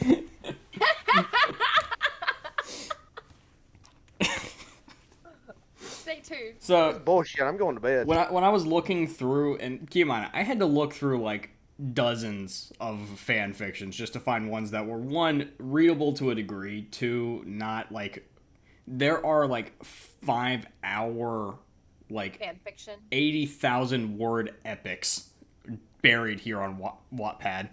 And I was like, we're not reading any of these. No. Oh my god. That was great. That was this one, like, it's a perfect example of one of the most like poorly written ones you can come across on here. I know, the name spells, man. The name spells, the lack of proper punctuation. This line, Batman, how much times did you let Catwoman get away? Not even Catwoman. Catwomen. Catwomen. Like, plural. We're reading. Just the fact that Batman's just a man whore in general. Who the fuck is Tim? Oh man. Who the fuck is Tim? I'm gonna leave a comment. I'm just gonna leave a comment. Who the fuck is Tim? Because we're reading cringy stuff, friend. I'll say that's why there's a thing for your age tonight, which you are 24. Because we think it's funny. It's funny. It's funny, Ren. That's why we're doing Well, no, it ain't funny now. I didn't get to fuck Wonder Woman since 2019. Yeah. You've had blue balls since 2019. If there was ever an update on that one, I will let you know. Yes, please do, so Moo can read me the rest of it. Okay, so this one, both of you, if you scroll down the character list, you can see we've got some work to do here. So, man. Moo, if you have a willing volunteer hanging out in chat that would like to... Retro, do you want to be a character? I would like a volunteer at least. Or a volunteer if Retro doesn't want to. Because I think Retro wanted to hop in. Alright. Alright, I'll pull Retro in. Oh. Yeah, if he gets in, just pull him in. It is hot as balls in my room right now. I've been laughing so much. Alright. Yes, it's so funny. Which character would he be? He gets to take over for all of Team Rocket. So Jesse, James, go and into me one of the all of Team Rocket. Voice chat's above, and I will drag you down into it. Yeah, you'll get to be all the Team Rocket characters, and then we'll sign me, Cod, and NC Gamer the main characters. Yeah. Yep. All right. Yeah. So yeah, he's taking over for Jesse and James and Meowth. All right. So who am I reading any of these or? Oh yeah. Okay, which one is me? Yeah, this is Pokemon. All right. So Moo, Cod. This is the question. Does So originally when I was getting ready to sign out roles, I was just like, I could just like make Cod the dude roles and then make Moo all of the girl roles, unless you guys would like to switch on that one. I think the switch would be hilarious. Oh my fucking god. All right. Who are you We'll being? do it. We'll do it. I have a few roles Hold that I'm on. just Hold randomly on, gonna let me- take. You'll follow. Will? Yes, yes. All right. Can you put our names beside the characters so I won't forget while we're reading? Don't worry, I'm getting. We're getting there. Ow, ow, ow. Oh, well. I'm surprised no one has redeemed the H word while I've been reading these. Y'all been good. All right, so you'll notice some of these like have two descriptions next to them. That's because when they're first introduced, they show up as that first name, and then it switches to the other name. Okay, just to clarify. I'm sitting here on this. What are the characters? Oh, yes, he does have a girl voice. All right, so yeah. well, there's quite a few characters, and I'll just go down the list. And but first, let me preface this by telling everybody that if you didn't catch the Team Rocket reference earlier, this is a Pokemon-themed fanfiction titled "Pokemon Harem Story." The author is J.P. Poole. Retro. Yes. Also, hello, Retro. Welcome to this shit. You gotta redeem it. Oh, look. Joe, just so you know, if we ever have to talk to each other and it gets super gay super quick, we'll just go be super gay on Red Dead. All right. As per the norm, I will be taking over narrator duties. Okay.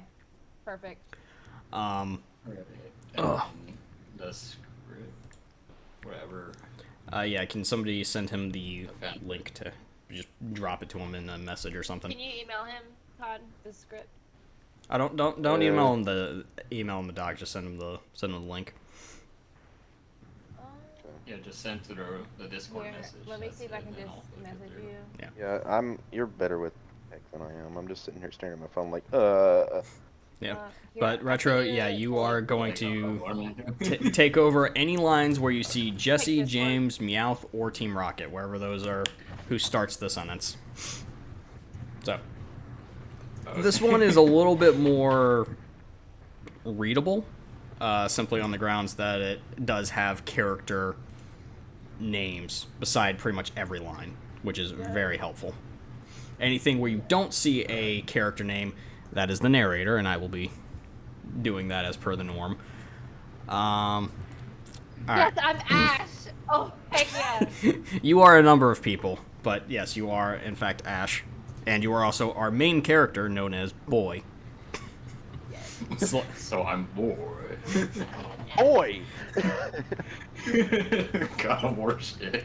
Yeah, you guys are gonna have a lot of lines here. Oh, there's some cornbread shit right here. So funny. We're definitely gonna have to start doing this once a week. We definitely should. It's more entertaining. It's so funny. I could not stop dying laughing. I had to mute myself during the Mario and Peach one. I could not stop laughing. I almost pissed myself twice. I went to the bathroom like twice during that fucking thing. That one was one of my favorites. That was All right. great. And then the fucking put a ring on her or whatever, and the fucking That Wonder line Woman was one. so funny. By the way, if y'all are looking at the character list, Moo and Cod, you'll notice that I have like a lot of characters down at the bottom. You'll understand when we get to that section. It is very rapid fire. Most of these bitches only get one line. So Okay, and so I'm just the boy and Ash, right? you are the Boy and Ash. You will have the Am I most now? speaking lines out of everybody. So Oh, great. and Cod, you are going to take over as Nurse Joy, Girl 1, aka Leaf, Girl 2, aka Misty. So Joy, girl 1, girl 2, got it. Yeah. All right. And Retro, have you been directed to what pad? James. I sent him a message in Discord. James and Yellow. All right. Now, is there any way you can move closer to your mic and like mute your fan? Oh, it's just. Is this good? Yeah. Yeah. Anything to drown out the fan / AC unit going in the background. Yeah, I blame my landlord for that. He always puts it on during the summertime. All good. I do apologize. It's all good. Oh, Yeah. If it's like overbearing, I can always just have you like mute up until your line comes. Oh. Don't worry, you'll have plenty of lead up to your lines. So. and C, before I forget, Yes. I'm gonna tell you right Yeah. now. Before you get off, me and you both get off tonight. I need you to join me in the server I made for the movie tomorrow. Mm-hmm. Something happened. I went and tested back again, so I need to work on some things. Would you join in there to see if you can see the movie? Sure. Okay, thank you. I'm Mr. Technical Difficulties. It's like my entire job. Technical div. All right, everybody ready? Yes, sir. All right, Pokemon Harem Story, Chapter 1. And for those sick fucks out there, no, there was no fucking Pokemon in this. Yes. Well. Strictly a bunch of 10 and 12-year-olds, okay? It's perfectly fine. Nothing like reading an underage opinion. Oh my god.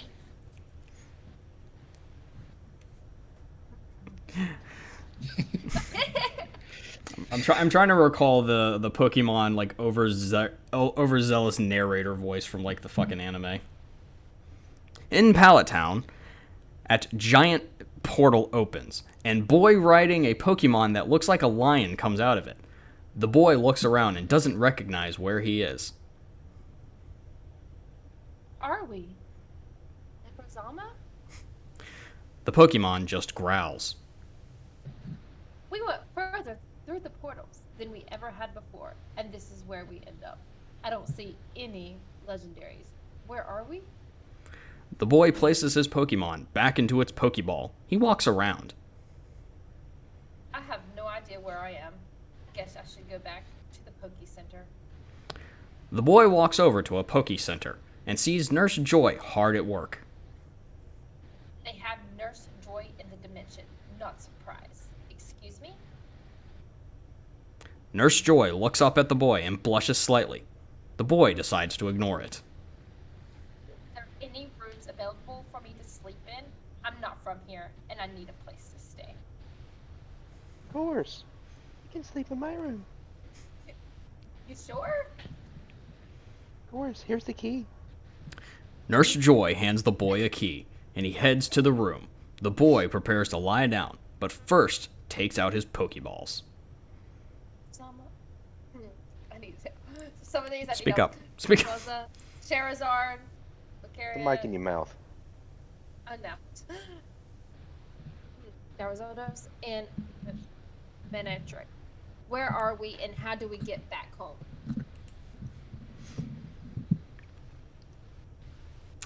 The next day, the boy woke up in Nurse Joy's room. He is shocked to find her spooning him. He wants to scream, but also doesn't want to wake her up. He starts to move, which makes her wake up slightly. 5 more minutes. The boy had to think of a way to escape. He knew what to do. Is a Pokemon in need of an assistance. Nurse Joy snaps awake and runs out of the room. I'm coming. You'll be okay. The boy laughed and quickly gathered his things and ran out of the Poke Center. Before he leaves, he plants a kiss on Nurse Joy's cheek. See you around, cutie. Nurse Joy blushes as the boy leaves. The boy heads outside and sees another boy dressed in a signature blue shirt and wearing a signature red hat. No way. It can't be. The boy follows the boy in the red hat who stops in front of a laboratory. Hey, you getting your starter Pokemon too? I already have mine. Cool. What did you get? I like to surprise people. Was I supposed to read that? This is still also you. Anyway, my name is Ash Ketchum. It's my dream to become a Pokemon master. Oh, yeah? Really now? You're the famous Ash Ketchum. Can you imagine how different the show would be? Like, I'm Ash Ketchum. It's my dream to be a Pokemon master. Oh, yeah. Oh, yeah.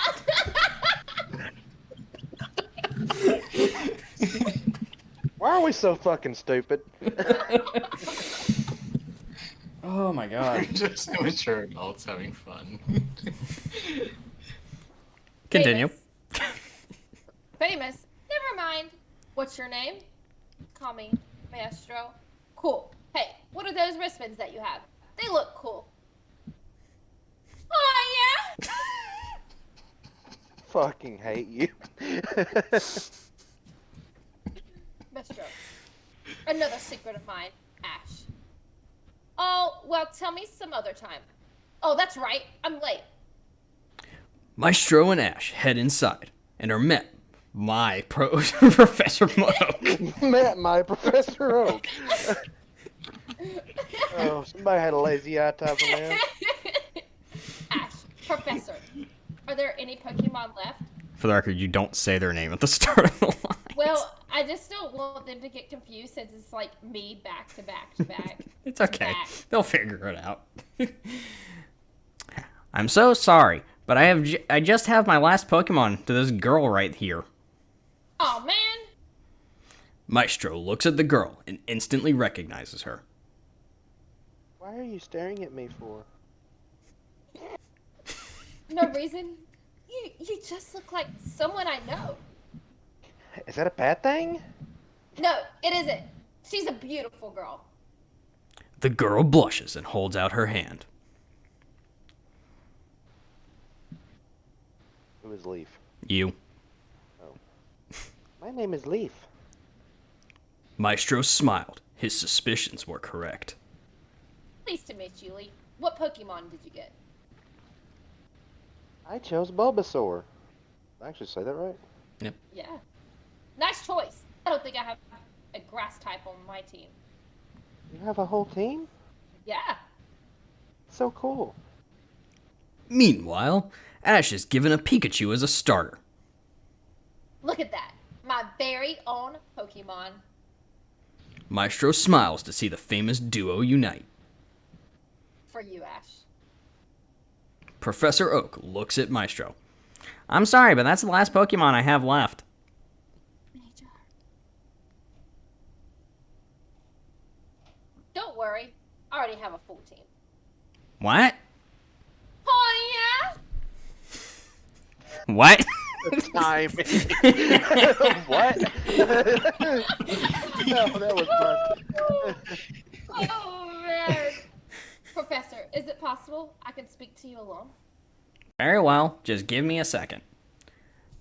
Professor Oak hands Leaf and Ash a Pokédex and some Pokeballs. The two leave. See you. Hope to see you again. What's your name? It's Maestro. Well, Maestro, I'll see you.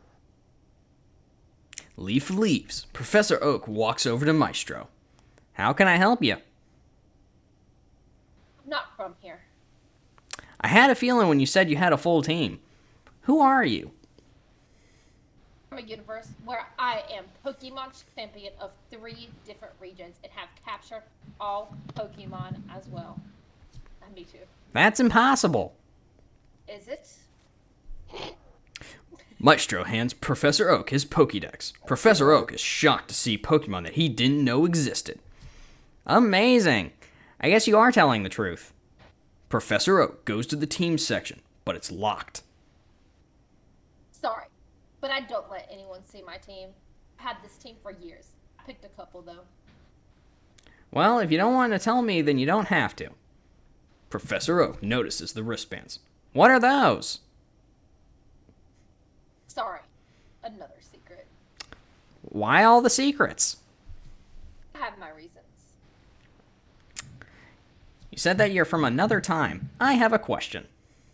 Go ahead. Does Mega Evolution exist? Maestro ponders whether to answer or not. It does. one of those wristbands hold 4 keystones. 4 out of my 6 Pokemon hold a stone called the Mega Stone. Only the bond that I have with my Pokemon is able to activate it. May I see it? Very well, but only you. The two walk outside. Maestro pulls out a Pokeball. Charizard, I choose you. Charizard appears and roars. Professor Oak is shocked. This boy has a fully evolved Pokemon? Not only 1, but 6? Hey, buddy. How you doing? Charizard grabs Maestro and throws him into the air and then catches him. Okay, bud. This man wants to see our Mega Evolution. Charizard looks away in annoyance. Hey, it's only one time. I know that it's a secret and we only use it in battle, but come on. Charizard sighs and then nods. All right, let's do this. Mega Evolution, go! Charizard evolves into Mega Charizard X. Professor Oak has a huge smile on his face. It is possible. I have a friend in another region who is studying this. I'll let him know. You did a good job, Tarzan. Now return! Charizard re-enters the Pokeball. Well, Professor, this is all I'm sharing with you. You take care of yourself. You too. Maestro leaves the lab. He walks outside and sees Leaf standing there. There you are. Took you long enough. What are you still doing here? I thought you left. I was going to, but I decided that going alone would be lonely, so I wanted to ask you if I could join you. I also saw that Mega Evolution. You can't tell anyone. I promise, but I have a question. Can my Bulbasaur Mega Evolve? It can once it evolves more. I have the Mega Stone to use it in a Keystone. When it's ready, I'll give it to you. Thanks. Now come on. Let's start our adventure. Maestro and Leaf walk together down the road. To answer your question, Mustang, yes, this is actually what it says on this page in this story. Line by line, misspellings and all. Yes. Maestro and Leaf walk on the road, where they see Ash arguing with his Pikachu. The two slightly laugh because it was sort of funny. So the dynamic duo didn't start out as friends. Should have guessed. What are you two doing here? We were just walking around and saw you. Why are you and your Pokemon arguing? You see the sparrow over there? The two look in the direction Ash is pointing. I want to catch it, but Pikachu won't listen. Well, the professor did say that Pikachu was unique. Well, I guess if Pikachu won't help me, I'll use this rock. Wait, that's a bad idea. Ash throws the rock at the Spearow, which didn't make it very happy. Before the group knew, a flock of Spearows flew Ash's way. Where did they come from? You shouldn't have done that, Ash. Pikachu gets injured, like a bitch, and they swoop in to finish the job. Sorry. That wasn't actually in there, but...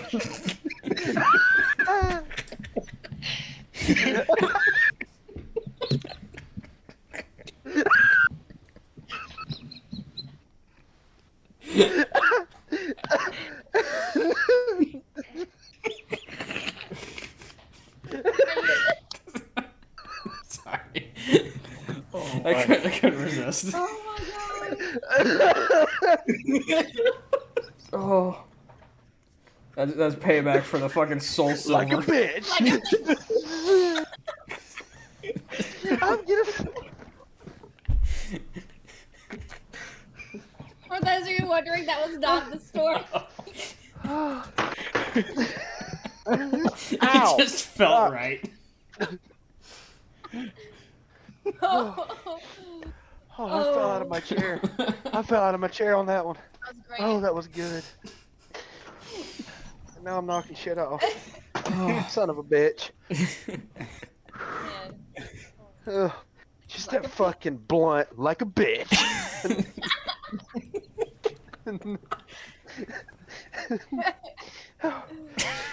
Where the fuck are we? One moment. Astro, my Astro. Sorry. Oh. It just felt right. And if anybody has watched me play Pokemon, they know I have a slight disdain for Pikachu. So it had He to. was holding that grudge, just waiting on He it. was just waiting for it to say. Oh. He was just- Oh, Oh, man. oh, I'm crying. What the? Hold on, I gotta pop open a door. It is way too hot in my room. I just had to turn on my fan. I'm sweating and crying. air. That was so funny. I think I just burned 10 pounds from fucking crying. For those of you that don't know, laughing generates a lot of body heat. Oh, my stomach. It's the reason why it's actually where the whole expression "laughter is the best medicine." It's because it burns up your body because it takes so much energy to cause your entire body to convulse while you're laughing. Ugh. So it heats it up enough that it will actually kill certain germs. There's I your. haven't laughed that hard since the stupid shit man Mood did on Red Dead. Oh, You're welcome. It was funny. I expect to see a clip or a highlight of that on Moose. please make that a clip. Oh my that. god. I tried to clip it on mine, but I was laughing too fucking hard to hit the button. I'll do it. Don't worry. Thanks. I can put that Appreciate on ya. TikTok. Make sure to add in the 2 minutes of us just laughing nonstop too. Oh, okay. All right, everybody compose. Deep breath, straight face. Alright. Ash throws the rock. Wait, no, I'm down the line. Pikachu gets injured, and they swoop in to finish the job. Ash, though, protects Pikachu and takes the hit. Moo, Maestro? That's got to hurt. we have to get to a Pokemon Center now. My voice is too fucked up now. Ash grabs Pikachu, and Maestro and Leaf follow. On the way, Ash borrows a bike from a girl who isn't very happy with the act. Hey, that's my bike. Give it back. I'll give it back someday. Hey, come back here, bitch.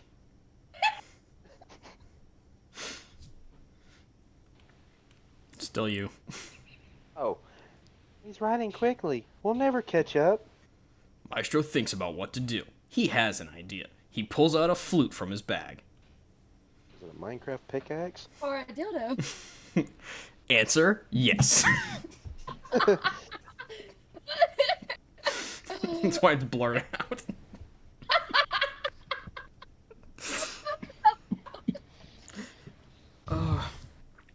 Alright, Moo. Hot and Eon flute. What is the flute going to do to help us catch up to him? Oh, you would like to Show know, you. sweet girl.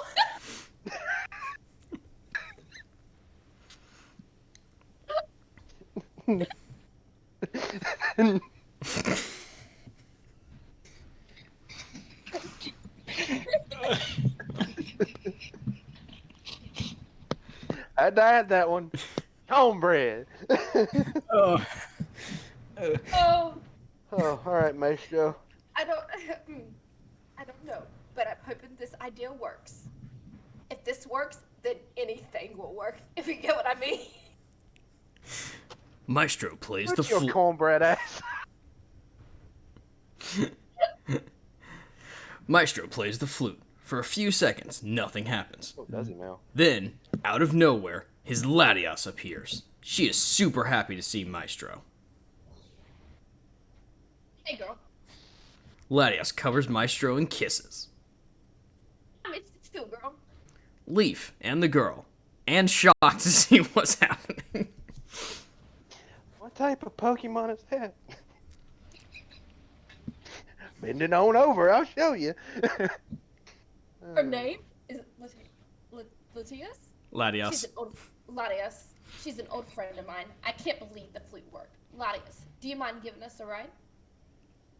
Latias looks at the girls. The girls wave and smile, but Latias looks away in disgust. What's wrong? What did we do? Well, Lanius doesn't like anyone else riding her, only me. She also hates girls. You and me about to box. So, your Pokemon is basically useless? Me. Latios hears this and prepares to attack the girl. Maestro steps in front. Easy, girl. Come on. Just this once. Latios looks away. Maestro knew exactly how to handle the problem and smiles. What's the smile for? Okay. Do you what? Okay, Latius, you don't have to give us a ride. I knew you weren't strong enough to carry all of us, so no three-way tonight. Latios looks shocked and walks over to Maestro. With its legs it apparently has suddenly. You're in the Star Wars, boy. Oh. Maestro. What? Latios licks Maestro's face. Are you saying you could carry all of us? Latios licks Maestro's Alright. face. Ooh. Okay, if you say so.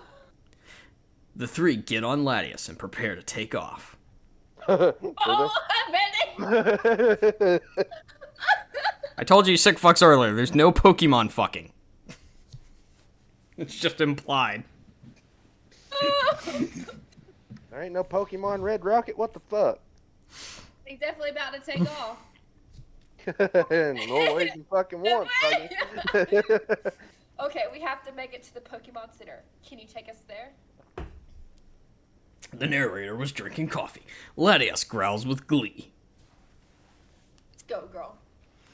Latios flies the three to the Pokemon Center, just as Ash arrives. The three climb off. Thanks, girl. Let's go on a date later, okay? Hey! You can't. Oh, yeah. You can't go on a date with a Pokemon. It's possible. Don't worry. What kind of crossbreed shit is The Spearows and still attacking Ash and Pikachu. What do we do? Flying is weak against electric. Maestro looks and sees that Pikachu needs his help. Without thinking, he throws a Pokeball. Manestric, I choose you! Manectric appears and is ready to battle. Ready, boy? Manectric growls with anticipation. Let's end this in one turn. Go Z, move! Maestro does motions with his hands, which activates the Z move. Gigavolt, Havoc. Havok! Havoc. Sounds like you're supposed to be in theater with that. Havok! Havoc. Havoc. Isn't it actually pronounced Havoc? It is Havoc.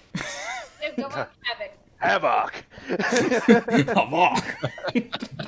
Y'all see that new Advanced Warfare DLC? Give me the lyric. Havoc? Havoc.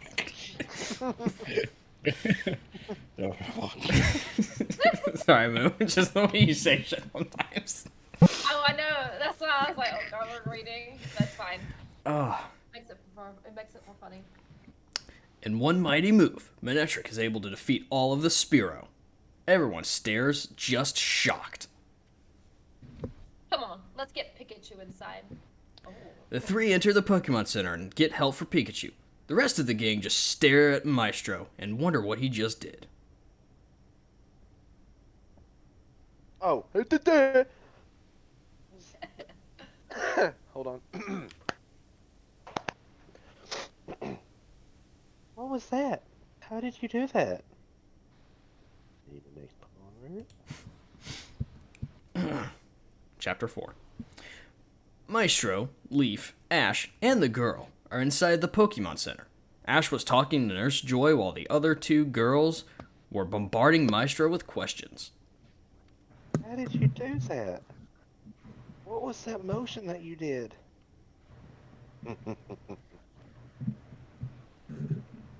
Moo.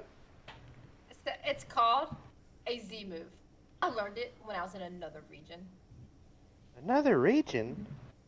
You've been to others? Sort What was that motion you did? Oh. Yeah, you want some experience, girl? It's the motion I need to use. It's called the shocker. It's the Getting motion. electrocuted, pretty girl. I'll electrocute you like that O'Driscoll in Red Dead. We'll start Charizarding. She just pissed me the fuck off. You don't have enough badges to control me.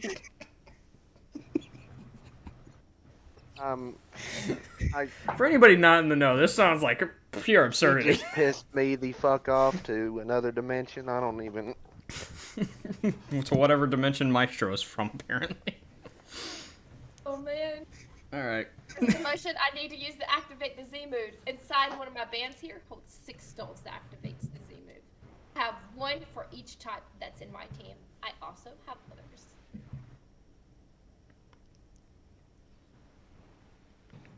Coddle doodle dandy. Where the fuck are we at? Chapter 4. Chapter 4, Leaf. I know. Do you have... Oh, you have any that my Bulbasaur could use? I do. I I also have a fucked band that I can give you. The girl looks at Ash. She sees her bike outside the Pokemon Center. You, what with the hat? You owe me a new bike. Fuck you, bitch. Pikachu comes out on a stretcher. The girl calms down. The narrator sneezes.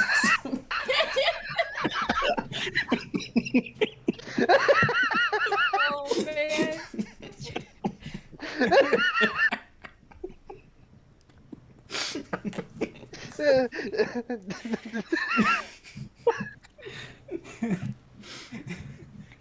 Oh, I sound like a mower starting to start up in the morning. Oh. Ugh. Cod. Am I Misty? Yep. Well, I guess I should tell you my name. My name is Misty.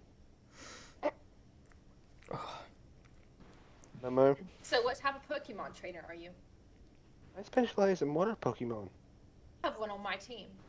Just one? 1 is all I need. Did you see the move I used? Water is weak against electric. You wouldn't stand a chance. Really? Would you like to have a battle now? Sure, but I need to check my PC first. No, you're in stream. What are you looking for? Just making sure if I have the ultimate water Pokemon in my team. Maestro looks at his boxes. He sees the Pokemon that he's looking for. Oh, great. There you are. Old friend. Did you say something? No, I'm just making sure I have my well. Leaf and Misty look at Maestro confused. Don't worry about it. Nurse Joy sees Maestro. You're back. Indeed I am. What you up to? I have to get these Pokeballs to... Pewter. Pewter City. For safety. There is a group of people stealing other people's Pokemon. Are you interested in valet living? Who would do such a thing? I have an idea. I guess Red didn't get rid of all of them. I need to get them there as soon as possible. Before those thieves show up. Retro, this is you.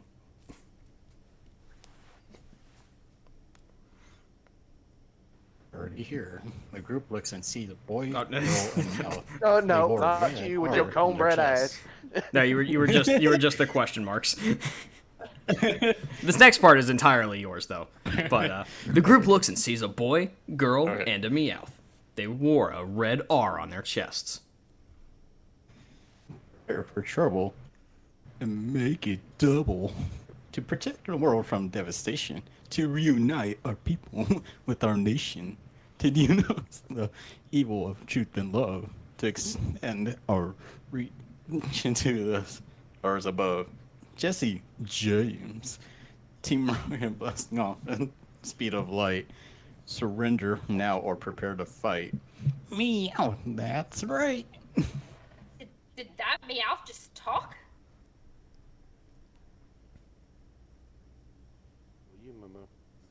I said, did that mean after Yeah, stop? you're still the next line. Team Rocket, I should have guessed. It's going to get annoying to hear their motto every single time. If you wish to have to fight, please hand over those Pokeballs without a fight. Like we would let you. I also wanted a chance to take on Team Rocket. Now is my chance, I guess. You wish to fight us? Big mistake. Jesse and James send out Coughing and Ekans. Poison type. Poison is weak against ground. I know which Pokemon to send out. Lucario, I choose you. Lucario appears and is ready to battle. Hey, buddy. What to go? Full power. Lucario growls in agreement. Let's just appreciate that Lurkin has Lucario Pokemon as an emoji in my chat. Okay. We have visuals. We have visuals. Okay, let's be a lesson to you, Team Rocket, or this will happen over and over again. Maestro Badge starts to glow, and so does Lucario. Mega Evolution, go! Jesse and James see the transformation and get scared. What type of Pokemon is that? This is my Lucario. He's fully evolved with Mega Evolution. He has added another step. He will teach you a lesson you'll never forget. Where did you get him? From a girl named Karina. She had two, but this one wanted to stay with me. Time to end this. Lucario, use Bone Rush! Can we take a moment to appreciate the GIF? Yeah. Pikachu just whack. Yes. Bitch. Yes, like, he gets a whack. It's fantastic. Lord. You guys can't see it, but it's Lucario dashing up to a Pikachu and just fucking driving him with a golf club. Just boom! 4. Team Rocket blasts off into the sky. Looks like Team Rocket's blasting off again. Too easy. The rest of the group just stare at Maestro. What? Who are you? It's a long story for another time. We should start our journey and start getting our gym badges. That's badges. I think he means badges. He does mean badges, but it's Jim Bates. Right, but it's gym badges here. That's the only way we'll become champion of this region. Oh yeah, I want to be a Pokemon master. Hate to break it to you, Ash, but that title is already owned by yours truly. Maestro looks at Nurse Joy. We need to leave. Nurse Joy, good luck. Thank you for saving us. Let me show you my appreciation. Oh, cornbread. Sorry, me some titties. You. Oh, it's gonna be titties.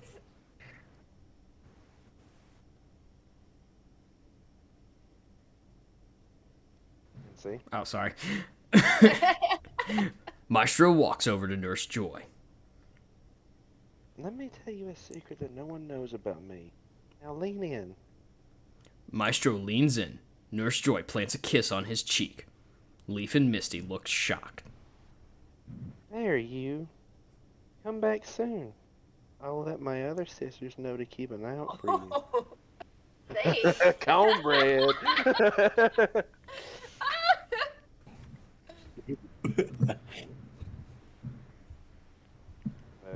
No, No, it's you. Thanks. Oh, sorry. that was no secret. I missed you. Yeah. You just wanted to kiss him. A lady never tells. Good luck on your journey. Thank you. Maestro, Ash, Misty, and Leaf. Hold on, there's a period after Ash. Sorry. Oh, wait. Mr. Ash. Misty. Sorry. I just fucking like I just had to do a double take on that. Maestro, Ash, Misty, and Leaf leave the Pokemon Center and head into Viridian Forest. So, who's ready to get some gym badges? Maestro. You're going to need more than one Pokemon, Ash. You need to catch some more. Well, what about you? I have a full team. 2 of them, you won't meet. I also have another 796 on my PC. The group's jaws drop. Enough about me. Let's catch some Pokemon. I see a Caterpie right there. Ash, good luck. They're everywhere on Pokemon Go. Why can't you get it for me? If you're Pokemon Plus, my Pokemon are way too high level. The Pokemon would faint in just one move. Well, time to start our journey. Ash is battling a Caterpie with his Pikachu. Maestro, Leaf, and Misty look on. Ash is able to catch the Pokemon. He gets super excited. Did you guys see that? This is my first step to becoming a Pokemon Master. Maestro looks at Ash with an unimpressed face. What's with that look? It's nothing. Just know that you'll be seeing this face a lot. You think you're better than me, don't you? I know I am. And then let's have a battle now. Ash, that's a terrible idea. Have you seen how powerful he is? He won't stand a chance. He's just a beginner. He's not better than me. Calm down, goddamn. I'm giving you one chance to walk away. Give you one fucking chance to walk away, motherfucker. Not backing down. This is gonna be a disaster. You can say that.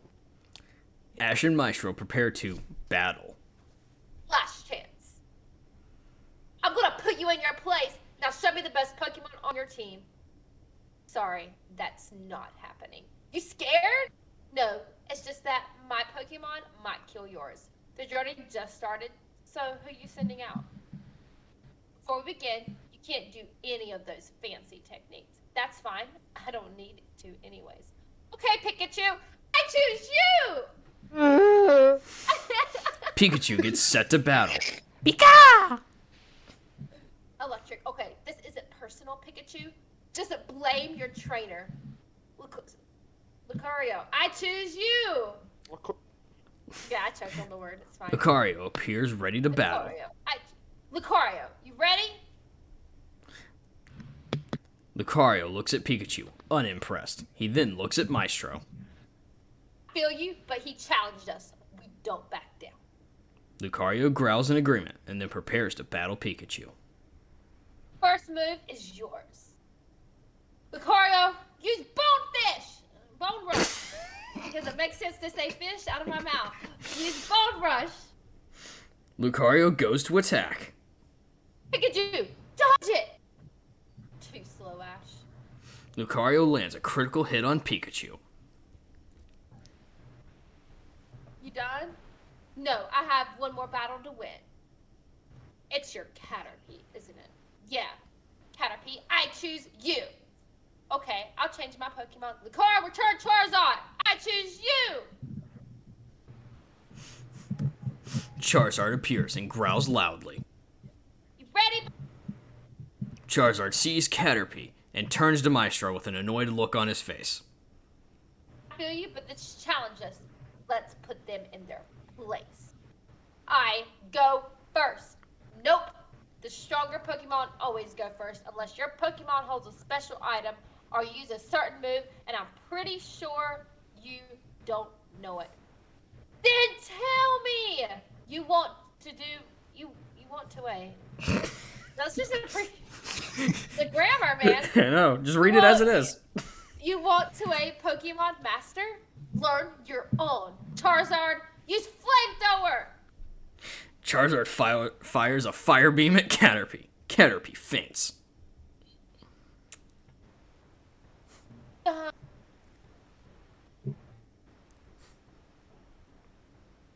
think. You're done. Okay, sorry, it cut out. Ash looks down in disappointment. I lost. Learn to pick your opponent better.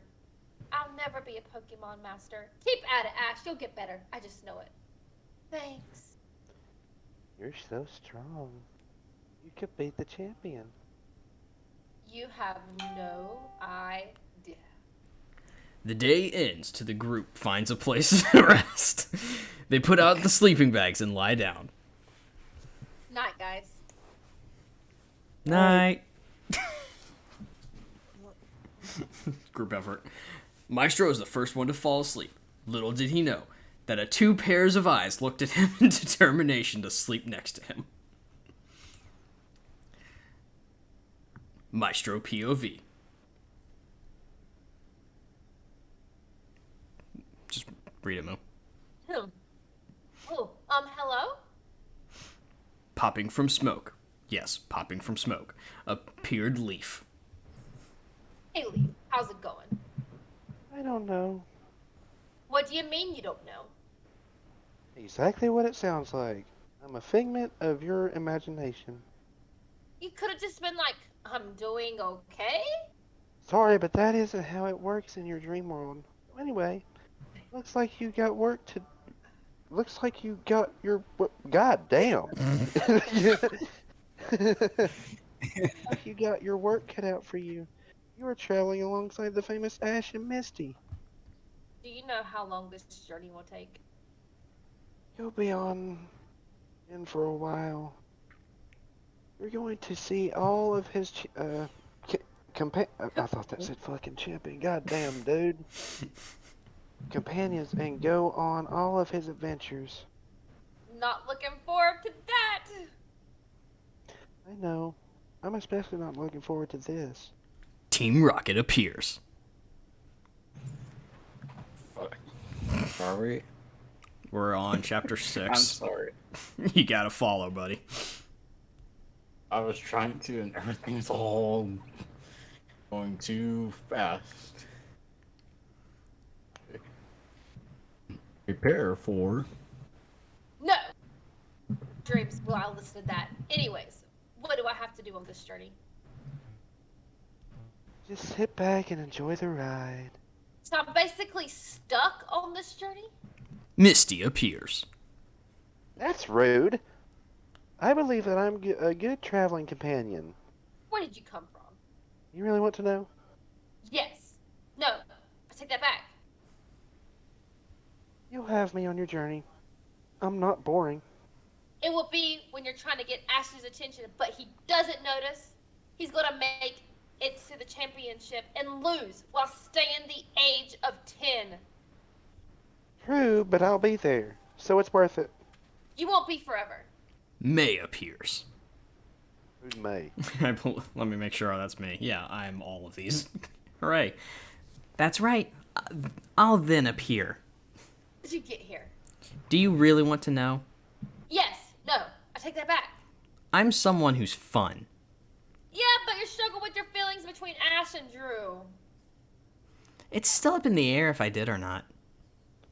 Well, Ash will make it to this championship and lose, while still staying the age of 10. That sums it up. Then you'll disappear.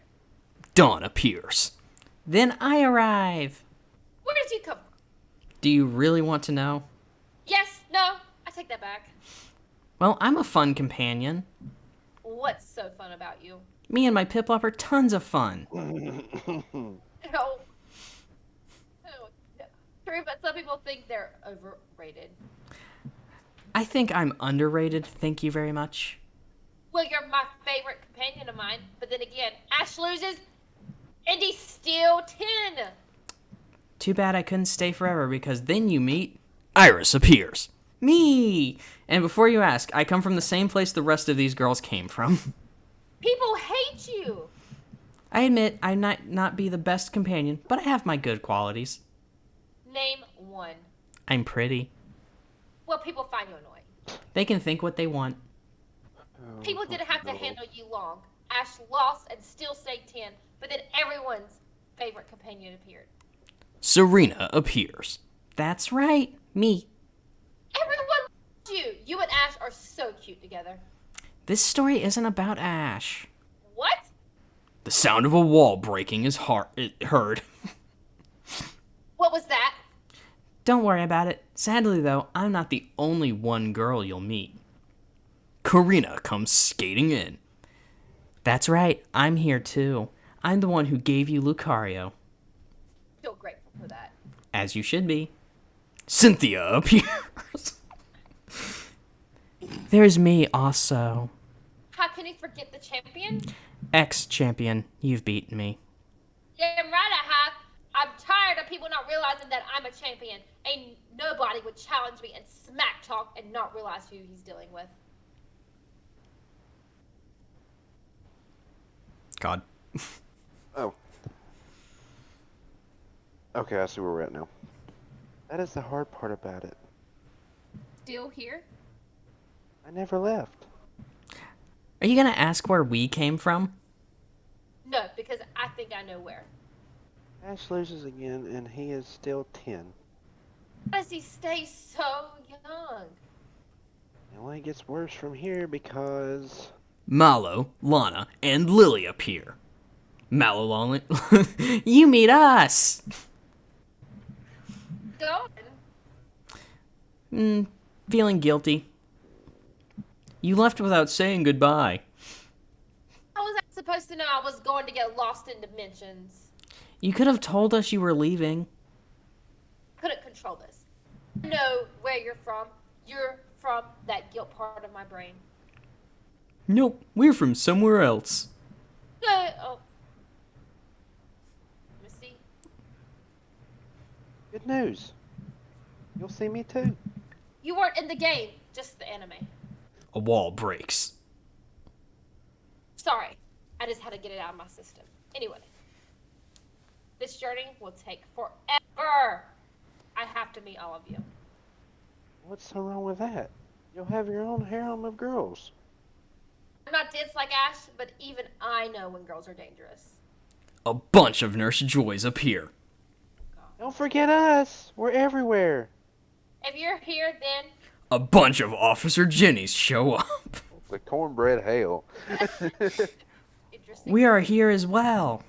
I guess that I'll also meet other girls that the Arthur missed. This is me if all my fucking exes show Latias, up. in her girl form, appears and kisses Maestro. I guess that's a yes. Silence. Well, I might as well wake up and get this journey on the way. Before you go, you know where we come. I'm not going there. We come from the part of your mind where... Maestro snaps awake and sees Misty and Leaf lying on top of him. It's too realistic. Okay, it's time to get this journey started. What about that was realistic? I don't know. I apologize to your viewers. That was probably super fucking confusing. Like when I was reading that, I was like, Jesus Christ. That was a lot, man. Very much so. Yes, that was a lot. Woo! And then May appears. And then Dawn. Dream. And they just kept going. And like even in the character sheet, like I just got tired of writing out the character list and just like I'm just gonna clump them together. Don't put all of them. But it literally just Like, what the dang. fuck? These all appear together. Yeah. Third person POV. Maestro wakes up and feels Misty and Leaf lying on top of him. The sun has begun to rise. Okay, it's time to wake up. 5 more minutes. I won't make breakfast if we don't get up. The girls slowly rise. Ash still lies on the ground. Maestro walks over. It's time. You can't become Pokemon Master if you stay asleep.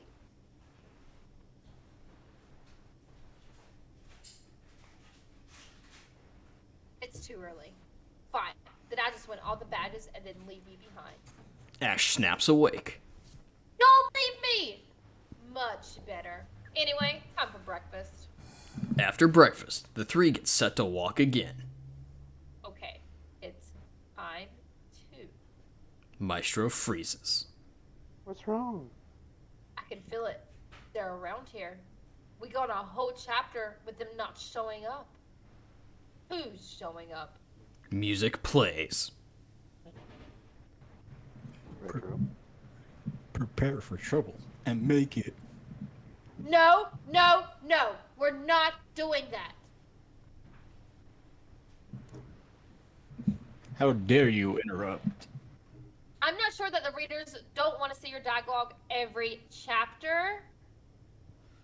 Everyone stares at Maestro. If they can break the fourth Very wall, well. then so can I. I'm the protag after all. Protagonist, I'm pretty sure. Yeah. After all. But Very well. Very well. Since you're so cute, I'll let it slide this time. Now hang on. Anyway, our goal is the same. We're taking that Pikachu. Let's see. Ash looks at Maestro. Handled them the last couple of times. It's your turn.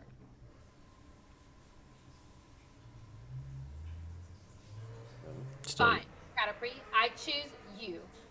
Team Rocket sends out Coughing and Ekans. Bring you string shot and cover them up.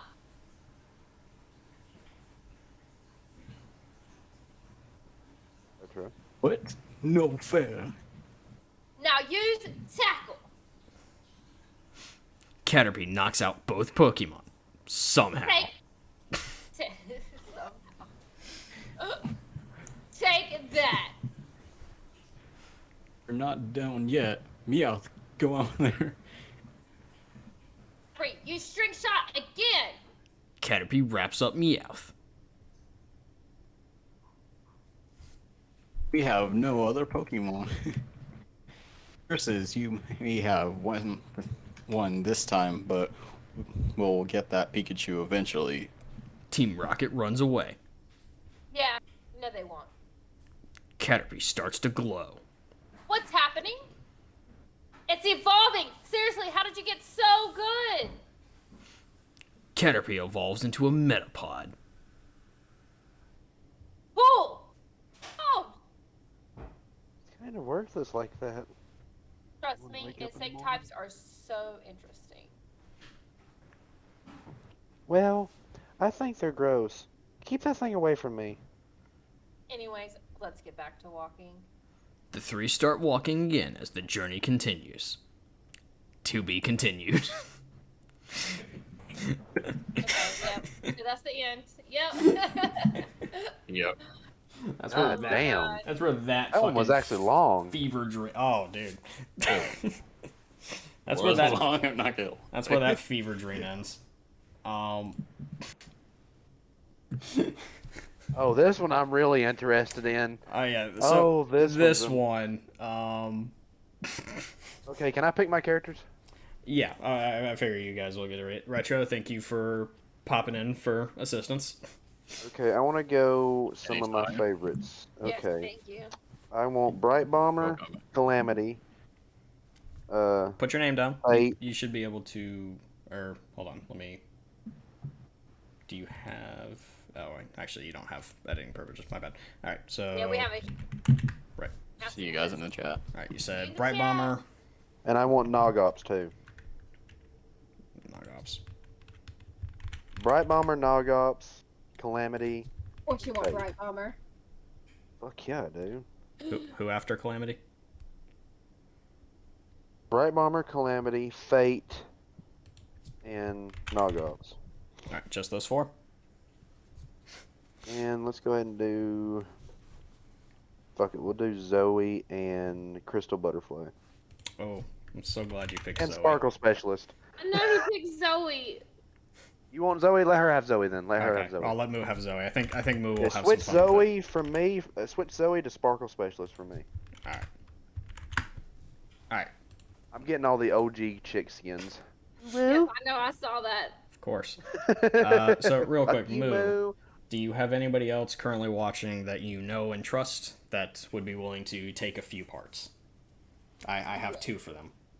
I'll see who's left, unless Retro wants to go again. Anybody here that wants a part? Before we continue. Is Baby Yoda available? So now we're talking to him No, about it. I he's gotta go had pee a, real quick. he's had a bad day. Okay. Yeah. So do you want narrator NC? Oh yeah, I'm assuming you're having, because you're good at narrating. So I'm assuming you're having narrator. that is one of my many. But Yes. Okay, let me re-ask this for Moose Chat. Who wants to be John Wick? Anybody want to be John Wick? Retro might pop back in here and be John Wick.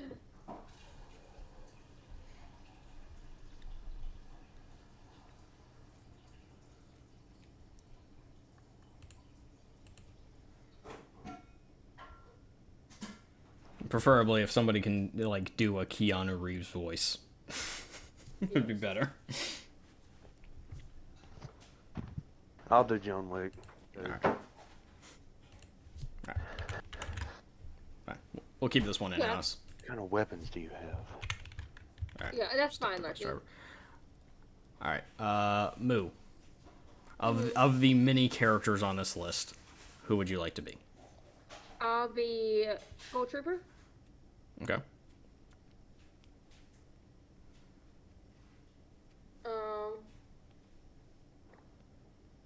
I'll be the Funk Ops. Yeah, I don't know who most Nog of Ops. these characters are. No, there's Nog Ops and Funk Ops. Oh, so she's Funk Ops, I'll be Nog Ops. Yep. Yeah, I got the front door locked. I thought I heard somebody, because I'm be here by myself until my parents get back Sunday, so I got the fucking house to myself. You want to come over and throw a fucking party? Oh my god. I'll grab the Trulies and beer. Yes. Correct. Yeah, just as a heads up, most of these characters literally have like one line. That's why I was like, what's the question mark? So there's several times where like they're trying to be mysterious and not give away who this character is, which makes it really hard to fucking assign it on the fly. So it's just literally anytime you see a question mark, just read that and then course correct afterwards. You're gonna be the question marks. All right. I'm also just gonna go ahead and make you Calamity, or Leviathan, not Calamity. Sounds good. Yeah. Okay. So do we need Retro back in here for the rest, or? No, we don't need him to fill in the rest. If you would like a line, But or if you, two. Yeah, Retro. If you would like a line or two, you're more than welcome to. If not, I guess NC would be the rest of the characters. Yeah, like I said, a lot of them have like one or two lines. I'm trying to remember. Fortnite. Yeah, because the only one that I wanted a guest for initially was John Wick, so I thought it would just be funnier, just have him pop in out of fucking nowhere. Yes. All right. But if Retro is I in, know Calamity's voice because I play Save the World. yeah. But if Retro is in, I'm just gonna make him Drift. Yes. Retro, if you're coming in, you're Drift.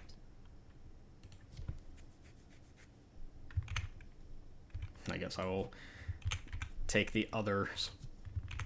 I have no idea who most of these people are, so I'm gonna take my best guess at which ones are female and apply it accordingly.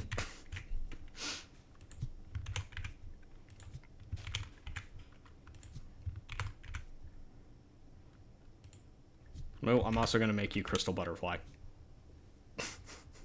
Sounds good. All right.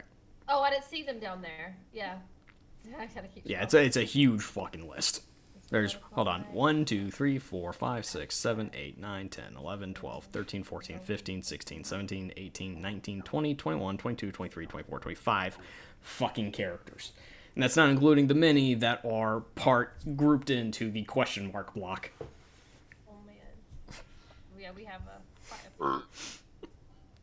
So for those of you that haven't figured out, yes, this is Fortnite. Yes. Very much. Fortnite. Oh, This our Fortnite. last story for the night, and then next week. This is the last story of the night. Hopefully, we'll be doing this again because this is great.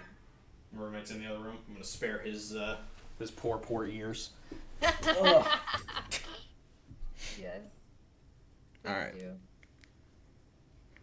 And before we read this one, I'd like to go ahead and say to anybody watching, I don't know how many viewers are in mine or in Moo's streams, but if you have read a fan fiction that you think we should read, feel free to @ me in Moo's Discord with the link, or just message me outright. via Discord with the link, and I will look it up and see if it's doable. Yes. And someone If keep any an eye of you on have written fan fiction Yes. and don't mind us literally ripping it to shreds on stream, Oh my god, I just thought of something. I will take. I will also take that. Yes, God. Major. Make a fan fiction of you and me. Oh wait, that's illegal. Never mind. You can just canonically age them up real quick. Just add 4 years. It's the year 2025. That's how you do it. Oh. Roman Mendez takes Ugh.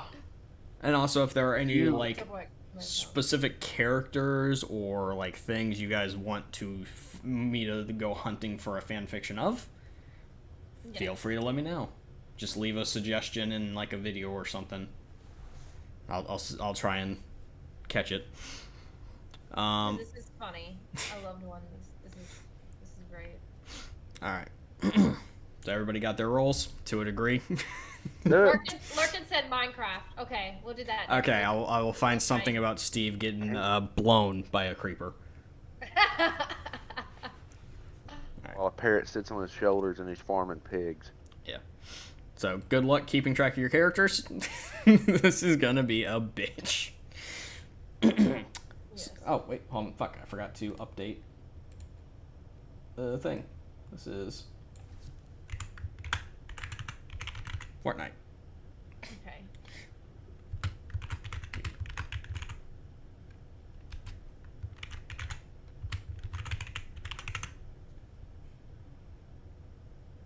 Actually, I could just join it to that.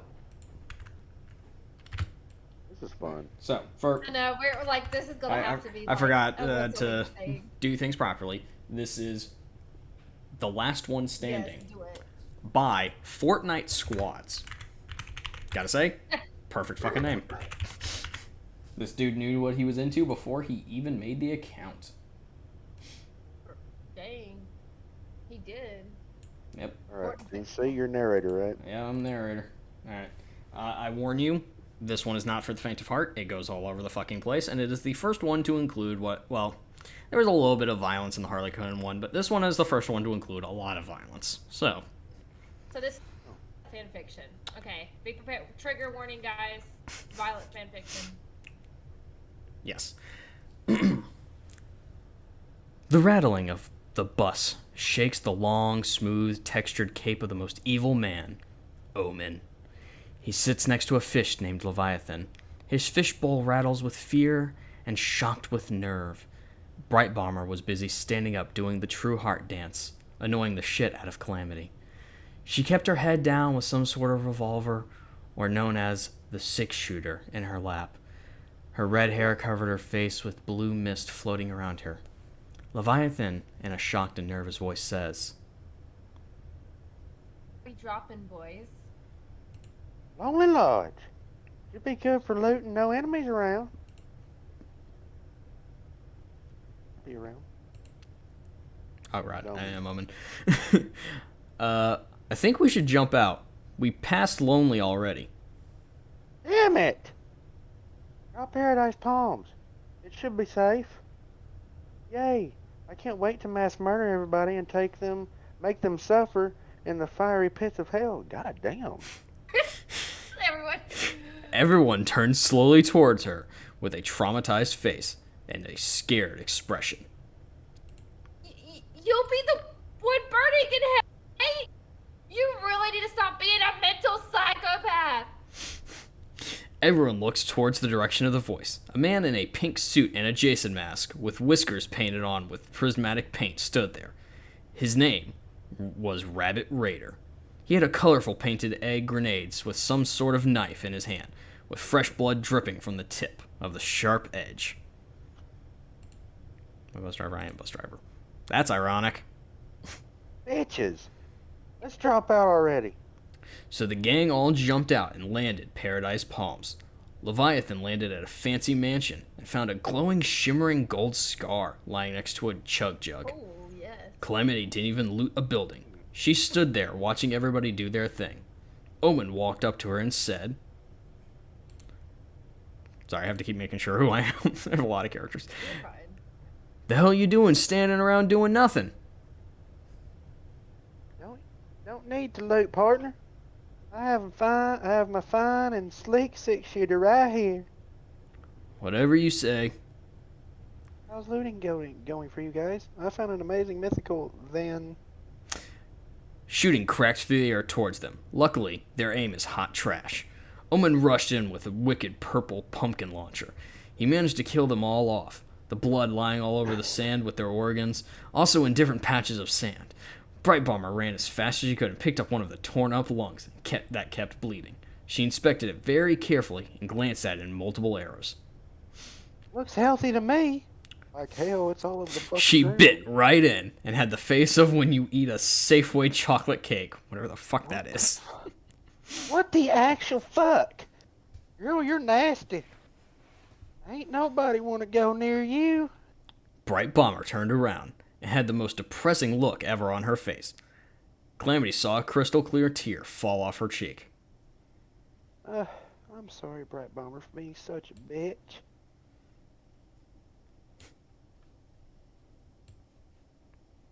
Sorry. Just to clarify, Calamity is the cowgirl that I'd always play as. Okay. Yeah. Yeah, I've got no basis for most of these people. That's why as soon as I saw Calamity, I was like, "Yup." That's why I'm laughing so hard, because I'm picturing these characters. Gotcha. So I had to get a secondary screen open so I could actually keep track of the character list. You're fine. Leviathan ran over in a panic and screamed. This weird-looking purple force field is heading toward us. And damn it, right doesn't look so good, so go near. Does it look so good to go near? Ah, that, my child, is called the Storm. It is an electric storm that will tear and dissolve your body if you touch it. What I'm trying to say is, run! To be continued. On the next page. You say that there's a squad with Bright Bomber on it. Yes, sir. She's currently running from the storm at Fatal Fields. Visitor, go track her down and take Bright Bomber out. What about Omen, Leviathan, and Calamity? I'll take them out with this. He pulls out a black, shining heavy sniper. That's a nut. This should take their heads off in one bullet. Dang. Well, I don't know about that. What? Who's there? It's me. Wait. Omen's sister. Whatever. But what do you mean my heavy sniper won't take them out? They probably have shield on you, idiot. They won't die if you hit them unless you get a headshot. While Omega and Fate start arguing, Visitor sneaks off to the rocket. He starts preparing the launch and hits the launch button. The timer starts at 30 minutes, counting down. This should do mass destruction. It will take everyone out, and I will be the last one standing. I'll win the battle royale and get all the hoes. Currently at Fatal Fields. Major plays Fortnite. Oh, but... I'm about to have my legs fall off from all this running. How? You don't even have legs. You're a fish. And how the hell do you even have that suit? It's a long story. Why did you make that noise? No reason? There's enemies, you guys. Shoot their balls off. Bright Bomber looked behind her and saw a glowing, floating purple cube with weird symbols on it. She picked it up, and her body shuddered and passed out. Kevin! What? The cube's name was Kevin. Oh. She dead? No, but she's kind of pale. Are you sure she's not dead? She's fine. Oh, great, an enemy behind us. You two, go take him out. I'll stay here and protect Bright Bomber. Wink, wink, nudge, nudge. Calamity and Leviathan run over to the Rex standing on one of the barns and shoot at him and injure him, making him scream in pain. Your time is up, Rex. She held the 6-shooter right up to his head and pulled the trigger. Leviathan jumped right in front like a dumbass and didn't die. What the hell, Leviathan? I'm trying to murder him. Leviathan looks at Rex and says, Where's Jungle Scout? I don't know. Yes, you do, stop lying to me! So, Yeah, your motherfucker. audio cut out right on fucker, so it sounded perfectly like a sensor beep. I don't, though. Oh my god. Leviathan pulled out a saw and held it up to Rex's leg. We can do this easy way or the hard way. I thought Bright Bomber was crazy. I get it too. Now tell me, Rex. Okay, she's at Tilted Towers. I find out you're lying, your head will pop off. Screw this. Calamity shoots Rex in the head, and his body dissolved into pieces. Damn, such a kill steal. Let's go help Omen. Omen runs over in panic and screams, Bright Bomber turned into a psychopath just now! Wasn't she already one? You guys, why is Bright Bomber looking at me with a creepy smile? Everyone turns around and sees Bright Bomber standing with a pumpkin launcher in her hands. Bright Bomber opened her eyes to reveal purple glowing symbols in her eyes, and everything else about her was the opposite of bright. It was dark. Okay, I just want to clarify. This is where Bright Bomber turns into Dark Bomber in the lore. There's lore? Yeah, there's actually Fortnite lore. I hate millennials. I do too. Don't fuck with me. A man in a suit stabs a pencil into Wildcard, releasing blood all over the floor. Ace stares at her boyfriend Wildcard murdered. The man walks over to Ace, held out a scythe called Reaper, and sliced her head off, making her collapse to the ground.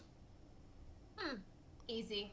Everyone is so bad at this battle royale. Hands down, I'm gonna... A loud noise came from outside, and the man ran outside and saw a rocket through the air. Why is this headed toward Tilted? The rocket rode right into Tilted, and a mysterious teleportation portal thing made the rocket disappear.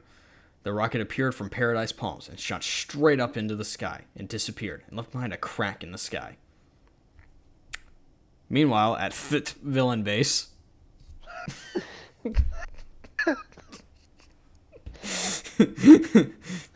Meanwhile, villain base. Sorry. Villain base? I'm fucking gay. That's what it says. What happened to my rocket? It wasn't supposed to do that. I know why. Who's there? Oh, Drift. We didn't get Retro in, so, I'll be get here. it. Oh. Well, maybe do you want to get it? Yeah, since yeah. Okay. Because nobody wants you to win, bitch! You just skipped like 2 fucking lines, yeah, fucking. you jumped down. Oh. Well, Yeah, bro. Yeah, yeah, bro. bro. I put a rift right in front of the rocket before I hit Tilted Towers. What? Why? Because nobody wants you to win, bitch! Drift shotguns Visitor right in the head for 217 damage, making him burst open. What? 217 damage? I'm a god. No, you're not. Oh, I'm not now, huh? Yeah. Well, at least I don't kill people with a pencil, John Wick. Listen, Wick.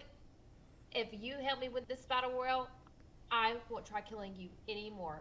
Deal? Fine. Drifts. Do I read this or is it? Yeah, you read this. Okay. Yes, I'll be able to murder him when it's just me and him. He won't stand a chance. Meanwhile, at Salty Springs... Daddy! Oh god, I am Voyager. I'm not going to fuck you. I don't want a diabetes. Zoe's smile turned into a sad expression. Listen, I'm sorry for saying that, but I'm still not pounding you. Shut up! I see a comedy and a Leviathan. Zoe, please stop putting your hand on Dark Voyager's dick. But why? It's so big. I don't care how big it is. Just help me smack these fools. Want to make me a bet, Don't. Oh, I just want to. Oh my God. I just want to clarify that Skull Trooper is not white. She's talking to Dark Voyager if it makes you feel any Okay, better. Thank God, because I thought she was talking to Skull Trooper there for a second. I was Oh, like, no. can we read this? I would not have read it. Fearless. First of all, don't call me that. And what is the bet? Be continued. To be continued. Except this one actually continues. Yes. No. Oh no. Oh no. Oh no. No. What does it say, Omen? What does it say, Omen? What did the Storm Boss say? The end is near for all four of us. What? We're the best squad in this battle royal. No, we're not, Leviathan. There's a group called the Scorpions. They have mad skill and have a 90% chance of winning this. They literally have Crackshot on their team, including Raven, Ravage, and Red Nose Raider. We're guaranteed screwed if we see them. But you won't be seeing them. Leviathan turns around and a bang interrupts him, turning around, and he collapses. Leviathan slowly wakes up, but can't tell what's happening. Everything was blurry. Then he saw Calamity collapse right in front of him.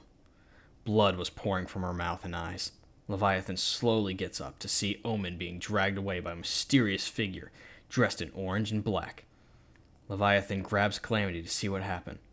She was hands down dead. No. No. Oh yeah, because the thoughts are also me. Yeah. Who would be better than the best gunslinger in the world? What the fuck even happened to us? Why are we split up or dead? Where's the bright bomber? Where did Omen go? So many questions went through Leviathan's head. Then it snapped. The person Leviathan saw before he got shot was Fate. Leviathan immediately knew where Omen was taken to. Leviathan got a buzz from his phone. He checked it to see the top right corner destroyed into pieces, yet it still worked. It wasn't an iPhone, apparently. He had a message from Fate. He opened it, and it was a video. Omen was lying against a wall helplessly, while Omega held a chainsaw right up to Omen's neck. Audio. I forgot about this. You have 4 hours to save Omen, or off with his head. Oh, and Leviathan, you may want to check your fishbowl. Wink. Leviathan opened up the camera on his phone and saw a catastrophe. The fishbowl was all cracked and was spraying water out of it.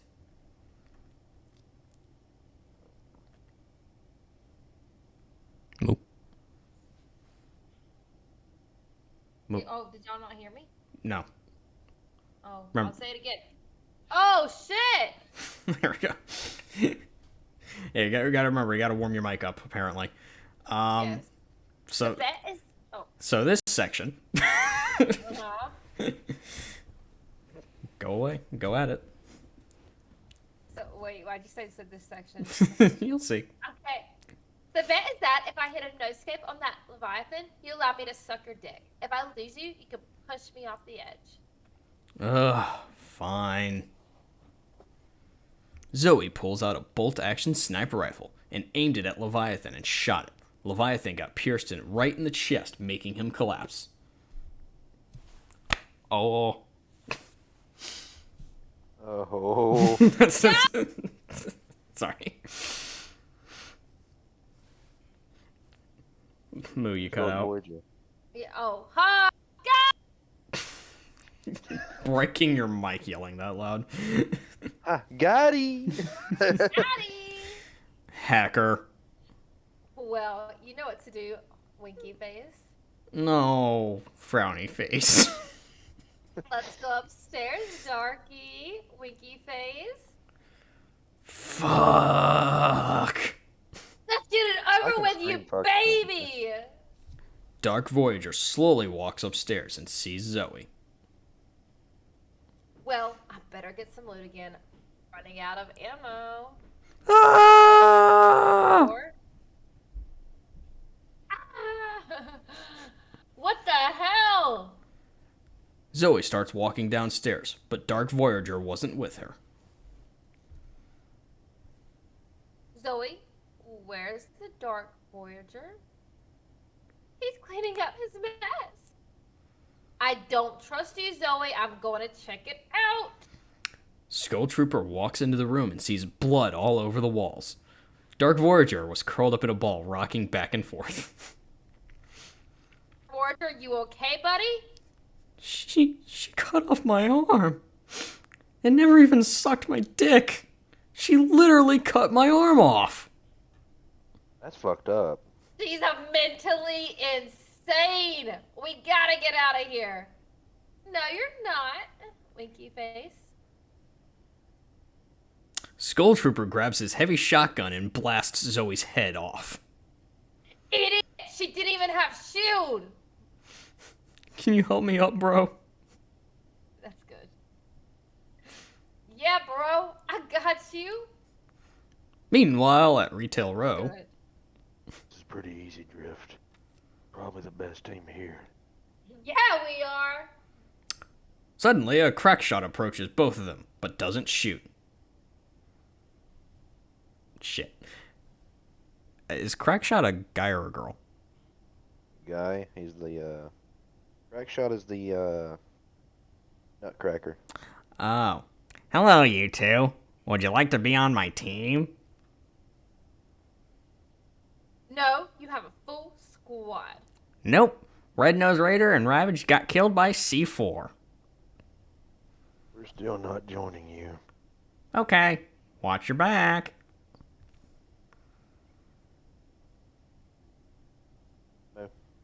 What does that mean? Drift gets pierced by a crossbow. He fells the arrow in his chest. Then he falls to his knees, panting, and dies. Good job, Wick. Thanks. He's such an idiot. Number one rule is you don't team with John Wick. Yeah. Wait, what? John Wick stabs a pencil right into Crackshot, piercing his brain, making him die. Yeah. He's wood. What the corn? Wow. This one gets weird fast. Okay, wait. Am I abstract? I'm gonna check. Yep. Okay. Yep. Okay. Oh. Note from the author. Heads up, parts 7 through 15 are going to be way longer than the other parts. Thanks so much for reading. Let's get back into it. You're welcome. God, I gotta get away from that raven. Abstract looks behind him to see blue shimmering feathers in the night. Sky falling rather slowly. Suddenly, footsteps starts getting close. I know you're Raven. Come out, you stupid pigeon. Behind you, sucker. Abstract turns around and screams in surprise to see Technique standing in front of him. Technique was wearing a heavy gray jacket with colorful paint stained in multiple areas with the hoodie on. She had purple yoga pants that made her look extra thick and turned Abstract on a bit. Dude, she is so fucking Here. cute. I'm your duo partner, silly. But we're in squads? Technique slowly walks closer to Abstract, grabbing his mask, throwing it on the ground. She grabs his head and pulls Abstract forward and feels his moist lips with hers. As she traded saliva with Abstract, a loud crash came from the sky. They both looked up, and there wasn't anything in the sky but the crescent white moon. Technique grabs Abstract again, but before she could do her thing, Ragnarok appears behind them. Shit. So, we gonna win this battle royale, or are you two gonna keep making out? See? We have more teammates. Shut up, Ragnarok. Ragnarok put his hand up to one of his blue misty eyes. He starts to see some of his hand dissolving. You guys? What is it, Ragnarok? Why is my hand dissolving slowly? Abstract glanced at his and Technique's hand. They were dissolving slowly too. Technique screams in horror when she sees her finger missing. Meanwhile, at the villain base, Fate, the visitor that set off the rocket, apparently made his plan work. How? Wait, oh, that's right. Well, look at your hand. Fate looks at her hand and finds a finger missing. Her face turned pale in shock. Apparently everyone on this island is slowly disappearing. If nobody ends up being the last one standing, everybody will disappear, and there will be no winner. What are we going to do? Wait, am I even? No, sorry, I had to think about it. Mind helping me out of this? Shut up, fucker. Omega walks over to Omen and kicks him in the nose, making Omen bleed for several minutes straight. Fate, has it been 4 hours yet? Yes. Leviathan hasn't showed up yet. Omega walks over to a metallic lever and pulls it fast without any hesitation. A big-ass blade starts spinning and is heading towards Omen's head. You know, you may have killed me, but karma is here, bitch. Omen pulls out a C4 and throws it, making it stick to Omega's face. Omen clicks the red button. Everything turns to flames and destruction. 3 hours later, Leviathan was hopeless. He laid on the ground beside Calamity. His fishbowl was cracked and leaking water, and his suit had holes all over. Leviathan's fishbowl exploded into shards of glass because of pressure in the fishbowl. Leviathan, the little fish he is, started flopping around, getting dehydrated in seconds. Then Leviathan shuts his eyes, knowing it's the end for him. Footsteps start getting close to Leviathan. They get louder and louder. Leviathan feels 2 hands cup him as he gets picked up and then dropped into water. He felt so refreshed swimming in water. He swims around in excitement and looks up. He sees a girl with some face paint. Leviathan then realizes who it was. It was Jungle Scout. 7 hours later. You know, I know your every move, and I am always watching. I'm winning this battle, no matter what the hell you do. I will win. Oh, my hand is disappearing. Well, gotta go win this battle royale before I disappear.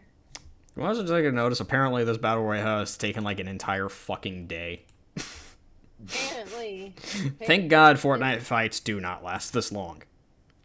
God, like a whole round. Also, Shut I'm up, gonna you need, old I'm man. gonna need you to put some emphasis on this next line. Okay. Oh my god. Fuck you. Can we get some Hoyas and shit? Daddy, faster! Why are you two fucking when we're doing a battle royale? Sparkle Specialist and Funk Ops stare Carbide down. Because we want to. And stop watching us. It's creepy. Carbide walks downstairs and lays on one of the red couches that are ripped up in some areas. 70% of this battle royale was those 2 idiots fucking and me standing around doing nothing. Checks out. Oh. Carbide gets up and constantly hears squeaking from the bed. He walks out the door and leaves, those 2 alone, and doesn't come back. Several hours pass by, and on his phone received a text from Funk Ops. Text said, text. Carbide, where are you? Sparkle just disappeared into thin air. Why is my arm disappearing? Carbide felt the world slow down for him when he felt his hand disappearing. He immediately started running to a hut. He runs inside and finds a man dressed in black, yellow, and teal. He looks at Carbide and says 2 words. Shattered butterfly. The man disappeared into thin air, leaving behind a map. Carbide opens it up to find a map of Leaky Lake. It showed a purple cube, apparently named Kevin, sitting in the middle. Carbide flips the map over and it says, "Be here at 11 a.m. Think of the description. The next morning, Carbide runs at full speed towards Leaky Lake to see everyone in the battle royale together looking at the cube. Carbide pulls out a green AR and aims it at everybody. Moo? I put the gun down and get over. This is important. Carbide walks over and says, "Why is everyone together and not mass murdering each other?" Listen, buddy, this cube thing is gonna harvest all of your souls if we don't do something. But we need a sacrifice. Hope you're not talking about me, bro, because I'm winning this battle royale. Selfless bitch. Carbide gets knocked out by a frying pan and gets tied up to the cube. Goodbye, Carbide. What? Woof! It was just a dream. Oh wait, the battle royale is real. Just not that cube part. Carbide starts laughing, and Funktop slaps him in the face. About time you're awake. I've been waiting to murder people with you. Carbide looks down at his arm to reveal it missing. Carbide's thought, guess this part is real too. Next chapter. So, like, when I was briefly reading through this, so much of it made no fucking sense. I was like, why is there a purple cube named Kevin? Is that canon? Leviathan wakes up to see him in a fishbowl. Also sees he has a new suit on. Leviathan jumped up in happiness to see 3 people in front of him. It was Jungle Scout, Nog Ops, and Omen. Omen, I thought you died. That's what everyone thought. Surprisingly, my C4 that I threw managed to destroy this big-ass saw, and I lived through the explosion, because I had a shield. Hold on. Whoever made me this new suit, you're a freaking god. Nog Ops and Omen both point at Jungle Scout. Leviathan looks over to see Jungle Scout blushing. Hey, Jungle Scout. Thanks for that. We should start running. Storm is coming. Leviathan looks at everyone to see them fading slowly. What is that? Omen tells about the rocket and what is happening to everyone. Damn, that's weird. I'm just disappearing, though. Wait, really? It is because I'm a fish, not a human. Duh. I don't know, buddy. I'm running.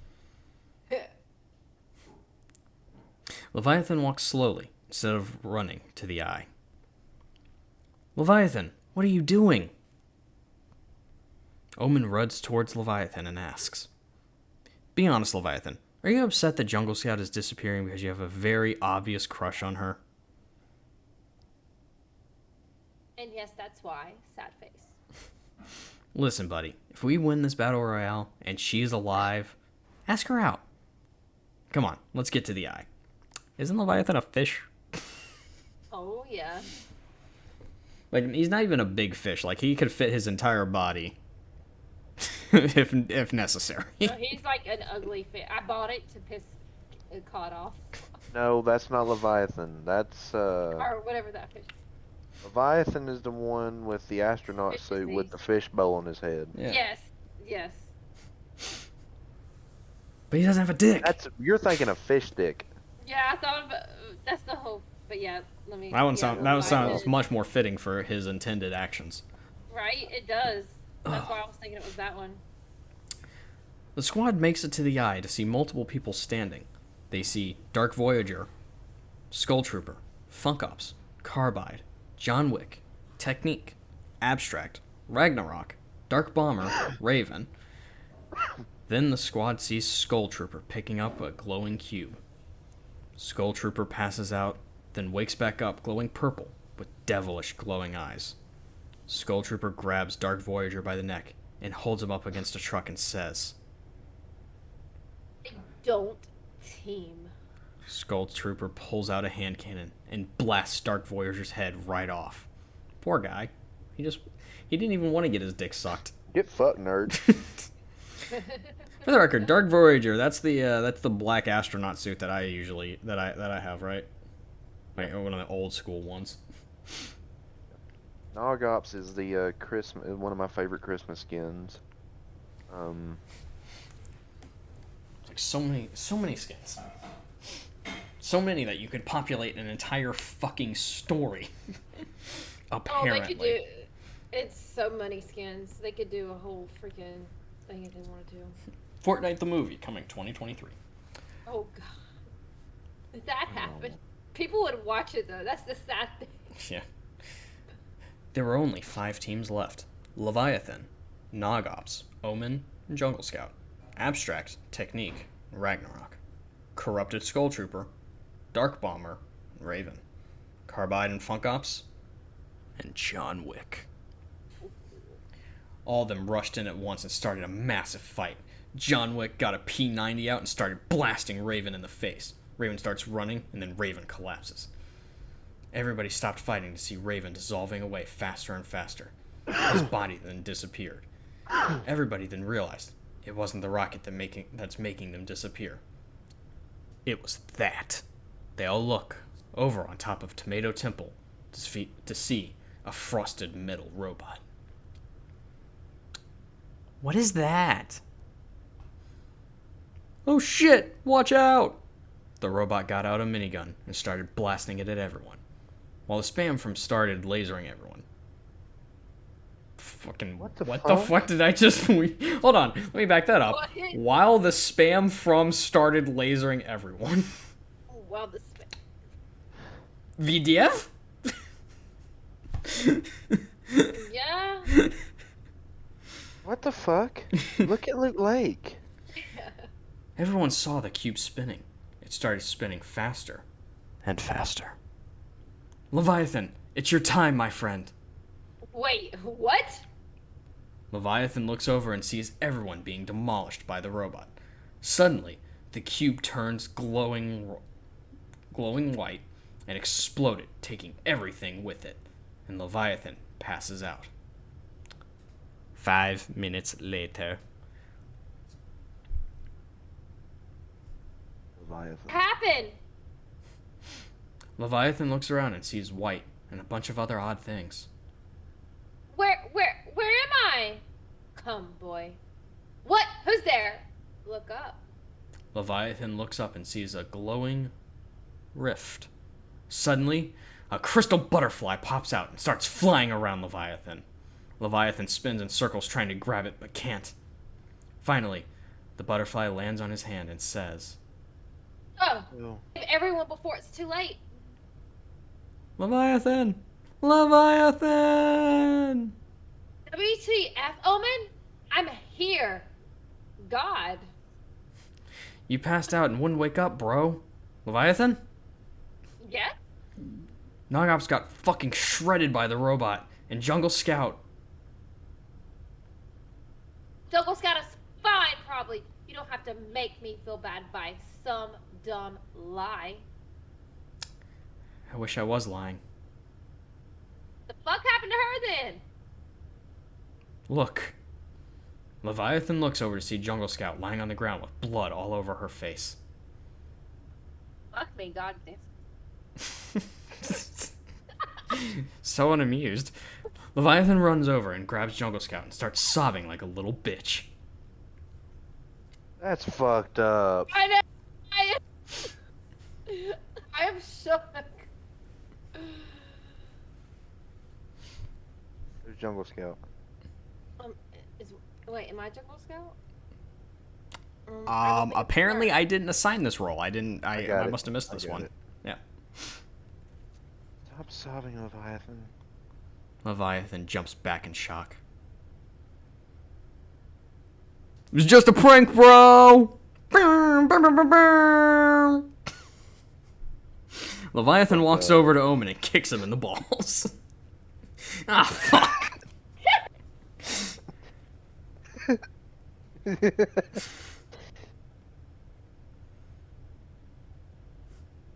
Moo. Oh, wait, did Omen read? Oh. Yeah. Oh, I didn't hear him say that. Actually, though, you two, we gotta win this battle royale! Leviathan shoots his deagle at Funk Ops and misses. Everyone starts fighting again. John Wick gets out a glowing purple bolt-action sniper rifle and aims for Carbide and fires. The sniper shot takes Carbide's head right off, making him collapse on the stone floor. The robot pulls out a minigun and destroys Funk Ops. 4 squads remaining. Abstract and Technique rush in on a quad crasher and runs over Dark Bomber, leaving her one tap. Ragnarok fires the quad launcher at Dark Bomber and sets her on fire, making her die. Corrupted Skull Trooper runs at full speed towards Ragnarok and grabs him by the neck and aims a double-barrel shotgun to his face. Corrupted Skull Trooper shoots the double-barreled at his face. At this shows up 6 damage. Corrupted Skull Facts. Trooper immediately had Facts. fear in his eyes when Abstract appeared behind him. Abstract destroys Corrupted Skull Trooper in no time. Oh. 3 squads remaining. Ragnarok cheers in joy only to be shipped by John Wick in the head. Why is there a period there? Technique kept fighting the robot as she gets sniped by John Wick. 2 squads remaining. Watch out. John Wick is a freaking god at sniping. The ultimate 2v3 was on. John Wick and AIM versus Leviathan, Omen, and Jungle Scout. Both squads rush in and start fighting. Leviathan grabs his grenade launcher and starts melting the 2 enemies. AIM aims a silver-looking AR with a green scope on it. Crap! It's an aimbot weapon watch. Or aimbot weapon. Watch your head and hide behind something. AIM starts firing his ultimate weapon, only to accidentally hit John Wick 3 times in the head, making him die. The robot starts walking towards them, not paying attention where he was going, and starts falling down the hill, making him crunch into pieces, and rusty metal went everywhere, destroying the robot from that nasty fall. There needs to be a fucking comma in there somewhere. That is a run-on sentence from hell. Going. When that happened, something popped up right in front of the last 3 standing. Victory Royale. We actually won, bro. Let's get it. Hell yeah. Let me start dancing on him.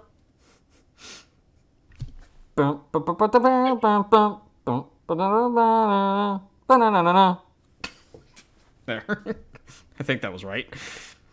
Everyone was transported back to where they started. What will our heroes get into next? Find out on 12/1/18. Okay, that was a whole story from chapter 1, season 4 to chapter 1, season 8. Yeah, somehow Tomato Temple Season and 7, Tilted I'm sorry. Towers existing at the Season same time 6. checks out. Yeah, season 6. Yes. And I was like, yeah, that's bad. Yeah, that was 4, 5, and 6 from chapter 1. This is definitely going to be a once a week thing. Yeah, that was honestly fun. That was really fun. I want to do this more. Some of these stories are absolutely absurd. I'm gonna encourage the both of you, now that you've like gotten an idea of what to look for in these, to like try and find a few extras. Because digging through these takes a lot of time. And I'll be asking people on Discord and stuff too, and see if they could let me know. That's it. That's last one standing by Fortnite squads. And with that, we are at the end of the list I had prepared. Yes, and it's perfect because I end exactly at 11. So hell yeah, that was like perfect timing. Well, guys, we're going to do this again next week because this is super, super fun. How many people you got watching? Very much. 6 by the end of it. Nice. they all checked out when we said Fortnite and then didn't start playing. Yeah, they're like, oh, that's fine. Also, a lot of people don't know we're starting doing this, so I think once more people know we start reading fanfiction, I think more people's going to start popping in here. Yeah. So Thursday, 7:30, is that the plan? Yeah, Thursday, 7:30. That's going to be the plan. All right. Reading fanfiction. Because this is so funny. This was really fun. Yeah, some of these were great. Yes. So yeah, no, like I was trying to find ones that weren't like, overly like raunchy and explicit for this week. Next week, I've already found the one I wanted to find about Sonic reaming Zelda, so we're gonna read that. Guess who gets to be Zelda? Cod. You can't say it, but I'm giving you the bird right now. Oh my god, Zelda! I'm coming too fast! Oh, man. I'll join fanfic again next Thursday. Heck yeah. If there's characters, I will. Before you go to bed, do you want to see how this movie stuff works real quick? Oh, yeah.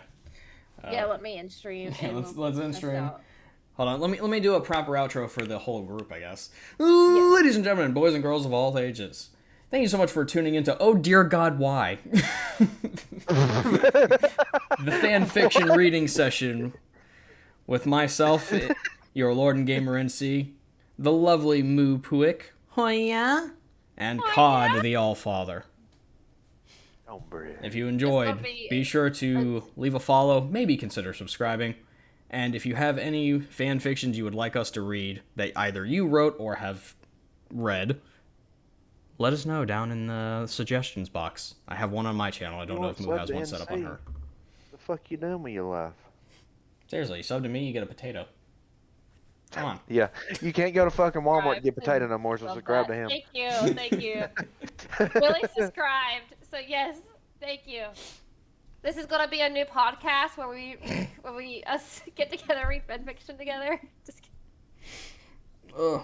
No, but I am gonna highlight this and just send it over to YouTube. Like, here, do with this what you will. Yes, this is perfect. Just start scrimming this. I'm just gonna start uploading them to Spotify. Fanfiction. There you go. We get all the platforms. See what happens. Just kidding. But I could probably do something with this. All right. This is beautiful. Oh, before I forget, so we did Harley Quinn this week. Moo, what character do you want to see a fan fiction of next week? Let's see what character. Continue the Wonder Woman story. We can do Raven. Okay, I already have the perfect one. Yay! He's like, I have one ready to go.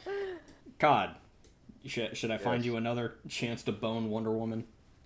Yeah, absolutely. Maybe one where you actually get in that. Absolutely. And if y'all can't find Wonder Woman, I'm fine with just Gal. I mean, fuck. You know, I didn't search Gal Gadot specifically, but I'm sure somebody is that horny. If not, I will write it for you in a few weeks. Cod and Gal Do you Gadot. understand how many nudes of hers I have on my phone? I've seen them, so. They busting, ain't they? I would assume the number correlates to one of her more recent movies, you know? So just shy of 2,000. Just shy of 2,000. Well, she didn't start to get her really big role. I mean, she started, her first big role was Fast and Furious. And then she got killed off from that whenever she got a call from Warner Brothers to play Wonder Woman in Batman vs. Superman. Movie sucked, except for when she showed up. And then they decided to make a Wonder Woman movie, and she fucking killed it. So Yup. that's how she got her big start, was Wonder Woman. She was just that pretty face and nice ass from Fast and Furious, and now she's that pretty face and nice ass wearing the Wonder Woman costume. Oh, her in Fast and Furious. Oh yeah. Oh my god. God. Are you one of those boys that prefers cars to girls? I'm one of those boys that appreciates appreciates a fine body, regardless of the make and model. That's it's so stupid. All right, well, I'm gonna hop off. Well, actually, I'm gonna end stream and then hop over to check out the movie thing, make sure everything's working. So I will see you guys at the very least tomorrow over on YouTube. Yes. See you around, and be watching your streams, and we'll be back next week for more fanfiction reads. Oh, and then Discord after this, so we can test. Oh yeah, Moo, can we get a hoy yeah to sign out? Hoya! Cornbread.